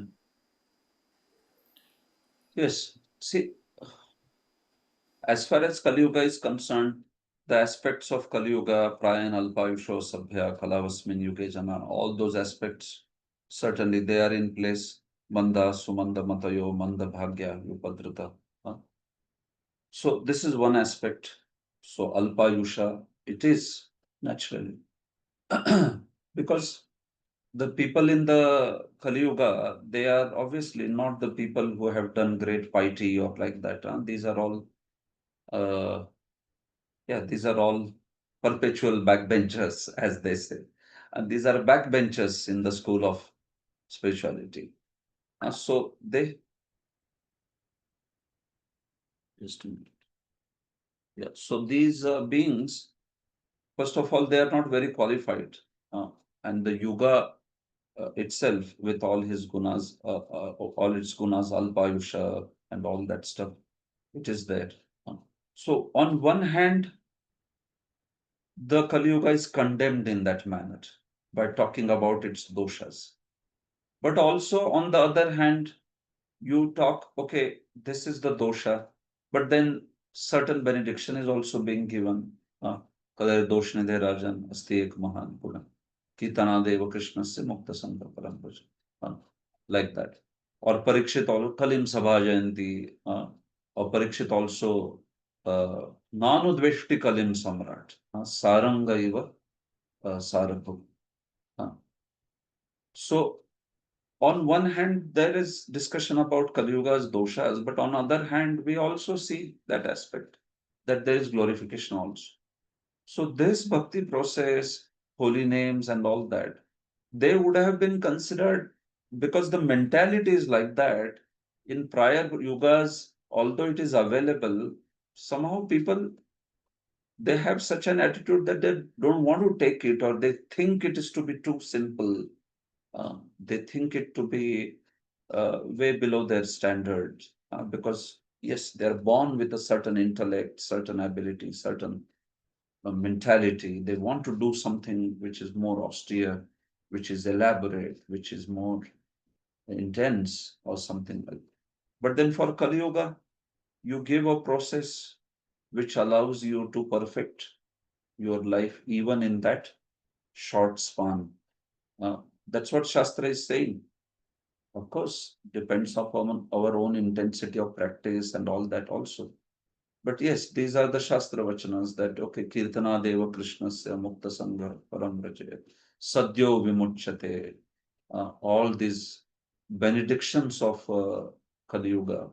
So if one takes that, practices that in proper association and all, then one will get the benefit also that is being spoken. So yes, it may not be long life like prior ages, but the process is also very powerful.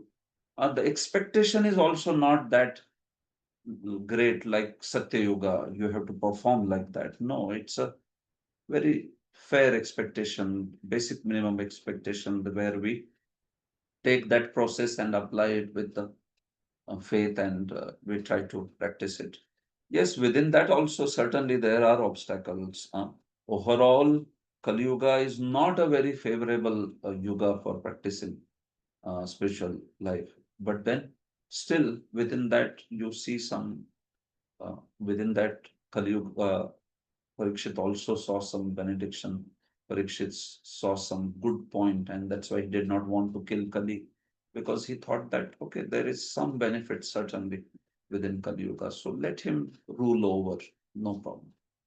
I will allow him to rule over because there are some benedictions within the age of Kali also. So this is how it is proved. So certainly I do agree there has to be some level of sanity in terms of the lifespan and the food and all that. Yes, so we can try. Prabhupada writes in that purport of Prayanal Bhayusha that in Kali Yuga the duration of life is not reduced so much because of lack of food or like that, but because of the irregular food habits. So already it's a condemned age, and within that, not following the proper lifestyle and all, we are making it even worse. So if someone wants to work on that aspect of making sure that at least we work on proper lifestyle, proper food, proper clothing, proper uh, dealings, samskaras, all those aspects. So that is good, at least. whatever is ordained within Kali Yuga, that much one will be able to procure. So yes, it is one aspect where we can work. But point is, as Vaishnavas, we will keep that which is foreground in the foreground. And that which acts as a support, we can keep it as a support. If we make support into main thing, if one wants to do that, one may have choice to act at that level also, which is okay. But then what is the focus? That should remain the focus. Even though one may live very healthily, even though one may have very good varnashrama, but if there is no proper practice of bhakti in that, it is also defeating the purpose. So it's a balance, Prabhu, between keeping the focus on devotional service at the same time, making situation at least a little bit sane by which people can practice. So that's all I would say.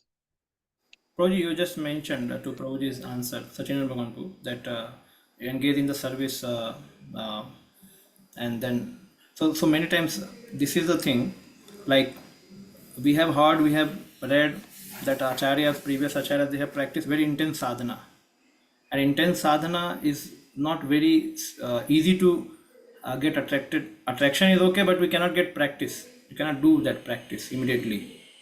So we all devotees, they keep on searching when I will be doing means more sadhana, or whether I will get that attraction for doing that, or whether that is the right way. Simply keep doing service, as you mentioned that.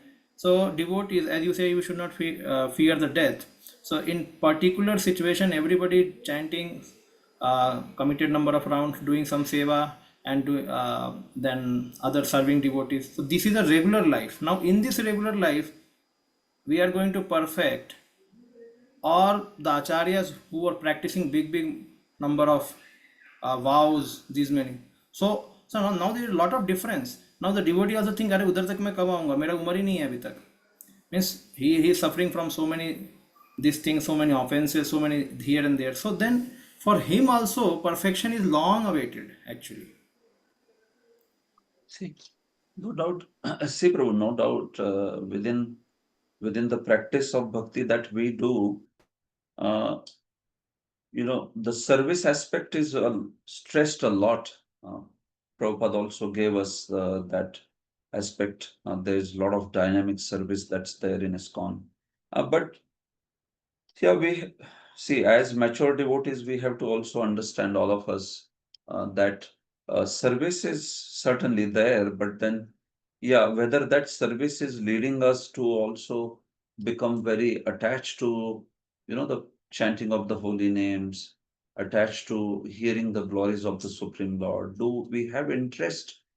Can we go on hearing the glories of the Lord or speaking the glories of the Lord? And do we have taste for chanting the holy names?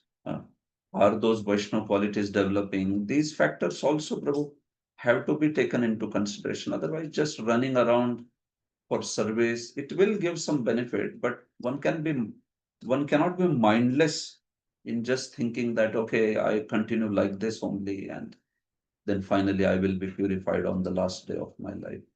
So no, all of us are alert sadhakas. We want to be alert sadhakas. So we also have to see that certain elements of sadhana, they get added at a certain point of life. We can't just continue to, chant just 16 number of rounds and till the last end of our life, no time for even chanting one extra round, or other aspects like the aspects of hearing Krishna Katha, hearing Bhagavatam, hearing explanations of Bhagavatam. So sometimes it may be very simplistic. Somebody may say, "Oh, just continue like this, just serve, and everything will happen." No, but we have to also understand what exactly are the criteria of purification. Is it happening to me? So certain elements, if I have to add in my sadhana and all that. So that kind of guidance is needed also, Prabhu, so that one can see very clearly that what process has been given by our acharyas and all. Yes, we are taking our whatever, maybe baby steps also, but we are taking towards that this way. So no doubt Prabhupada has given us Abhideya completely. But yeah, within Prabhupada's movement, if a certain particular aspect is being stressed, and which is wonderful, which is nice, but also same Prabhupada in various other places also speaks about the attachment to the holy name, the attachment to the Krishna Katha, the aspect of purity. So we have to also take those instructions. And so this is a field, Prabhu, where yes, we also, all of us need guidance, and we need good examples also actually of who are, rendering a lifetime of service, but at the same time showing very good examples of great attachment for holy name, sadhana, and all that. So yes, at least what I say is, as serious practitioners, we all can come together and discuss these things and see what are those elements of a very perfect practice within bhakti. It should not be just running around, or it should not be just so-called bhajan without doing anything responsible in life. So both are extremes. Okay, so that's a big discussion.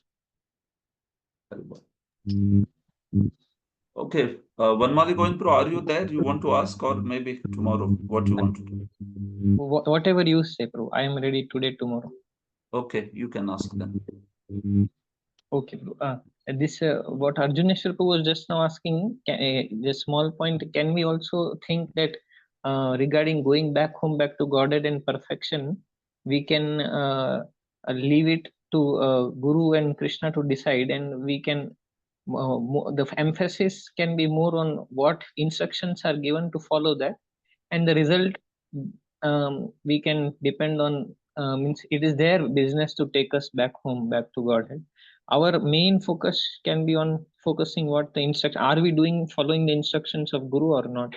If that, obviously not mindlessly, mindfully, but because otherwise it may be a fruitive approach, that how much far am I from perfection, what is my current situation, because comparison also comes, and if we majorly leave that to Guru, then it may become a little more simple for a sadhaka.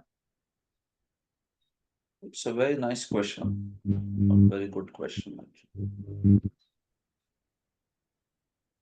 So it's a discussion in itself, maybe. Yeah, but one principle I probably will speak and stop. Maybe in future also we'll discuss, because it's a very good question. So the point is that, Prabhu, see, when we talk about following the instruction itself also, sometimes it may be also influenced by the overall mood of an institution. What to speak of mood of an institution? It may be influenced by a particular group within that institution also. So when we talk about following instructions, certainly as a Vaishnava, we want to be obedient very clearly. And no doubt about that. We don't want to be disobedient to Guru and Vaishnavas and all that. But one has to also learn the aspect and Siddhanta of the overall Sampradaya, what it has come to offer us. What's that goal that we are supposed to aspire within this Sampradaya? So if that goal, if that idea at least is heard, is analyzed, then one can keep some check on that matter, that whether we are proceeding on that manner or like that. So it is not to create any distrust or like that, but sometimes whom we are following, that person, is he worrying about these factors? Sometimes we see that one may worry only about one's own project and how I want to accomplish those things in my project. If you have great pure person, guru, under whom you are directly serving, very nice, wonderful, then the person will be obviously taking care of all these aspects. Or even the bona fide representatives of Guru, if they are taking care of these aspects very wonderfully, they are interested in overall welfare. So that is very nice, and we should follow such authorities then with all our heart, because they are certainly taking us ahead. But sometimes in organizational setup, that one may be in different scenarios where we can see that sometimes even the authorities change and they have their own moods, they have their own ideas of what is important, what is not important. So there should not be blind following. There should not be skepticism, but there should not be also blind following. That's why Guru Sadhu Shastra and this check system is there. No, so if we only over rely on one of them, then it may become a problem. Then we may later realize that, okay, well, this was not how exactly it should have been done. So we can't over rely on sadhu, or we can't over rely on Shastra only and not considering Guru or Vaishnava's opinion or any of these factors basically. So that's why this check and balance system is good, especially in organizational religion, that focus sometimes may shift also. It may get a little bit diverted and one may completely focus on external things. It may happen also. Yes, there are many cases in history also, right, where the reliance on just one particular factor, and then the devotees realized that it was a mistake, and then there was so much of heartburn, feeling of being cheated, or like that. So as a sadhaka, one should be alert also. One studies the teachings of Sampradaya, one studies the teachings of founder Acharya, one studies basically what our Sampradaya has come to give us. So if we feel some doubt on that, whether we are getting that or not, then we should be aware of it and we should express also. Our superiors are there to help us. Guru is there to help us. So this is the point actually. So although subservience and obedience is very appreciated, a devotee should be a simple person. But then yes, simplicity also means that one is aware of what one is aspiring for, what should be my goal. See, the fruitive mentality would come, Prabhu, when we want something for ourselves. But the whole process of bhakti, where you want to please Krishna and you want to develop attachment for Krishna's pure Nam, Rup, Guna, Lila, Seva, so then Shastras never term any of these things as fruitive. No. So Shastras, this desire to develop love of Godhead and taking sacrifices for that, it is never considered fruitive anywhere in the references of Shastras. The desire to hear Srimad Bhagavatam with a desire to, please Krishna, or like that. Sometimes in our discussions or in our counseling, sometimes it may happen one wants to hear Bhagavatam, or one wants to speak Bhagavatam, or like that. And then when we may feel like, oh, why this desire, why that desire, or like that. But actually, these desires are within the realm of pure devotional service. The intentions we should check. But my point, what I'm trying to say is that, yes, unless and until a bhakta devotee is educated, especially in organization, it may happen that sometimes that one may be misled because one is not aware of the things that what is our aspiration, what is that we want to do. We don't want to take extremes of just work, because many were like that, and then they became later extremely disillusioned. And neither we want to be these Nirjan Bhajni people. They don't want to take any responsibility. They don't want to preach. and they just want to be comfortable, and they later they can't do bhajan also. I have seen here in Vrindavan. They come with a desire to do bhajan, but after some time, it's all a collection of luxury items, and one just wants to enjoy that. So you came with some desire, but you ended up something else. So these both, I feel like they are extremes. So when I'm speaking all these things, there may be some, my subjectivity also in that. Yeah, but all throughout our scriptures, you can see Sandarbhas, or you can see the Acharyas have encouraged only to know the Siddhanta, to know the Abhidheya, and to know process, to have this check and balance of Guru Sadhu Shastra. And they have never discouraged, uh, or they have not even uh, spoken such ideas like, okay, just forget everything and just follow, or like that. Just follow Guru, don't study Shastra, don't hear anything, don't worry about anything. So this sort of things, instead of that, it is always said to be a proper Abhidheya, where one learns the things, understands the thing, understands the mood of Acharya, understands the mood of Sampradaya, and then practices Bhakti accordingly. So there are these multiple factors within that group. And we just want to make sure that, yes, we are on the right track, although we are in right hands. But yes, Guru Sadhu Shastra check and balance is always there, like that. Okay. Okay, Prabhuji. Thank you, Thank you. Prabhuji. Thank you for your Hare Krishna. Hare Krishna.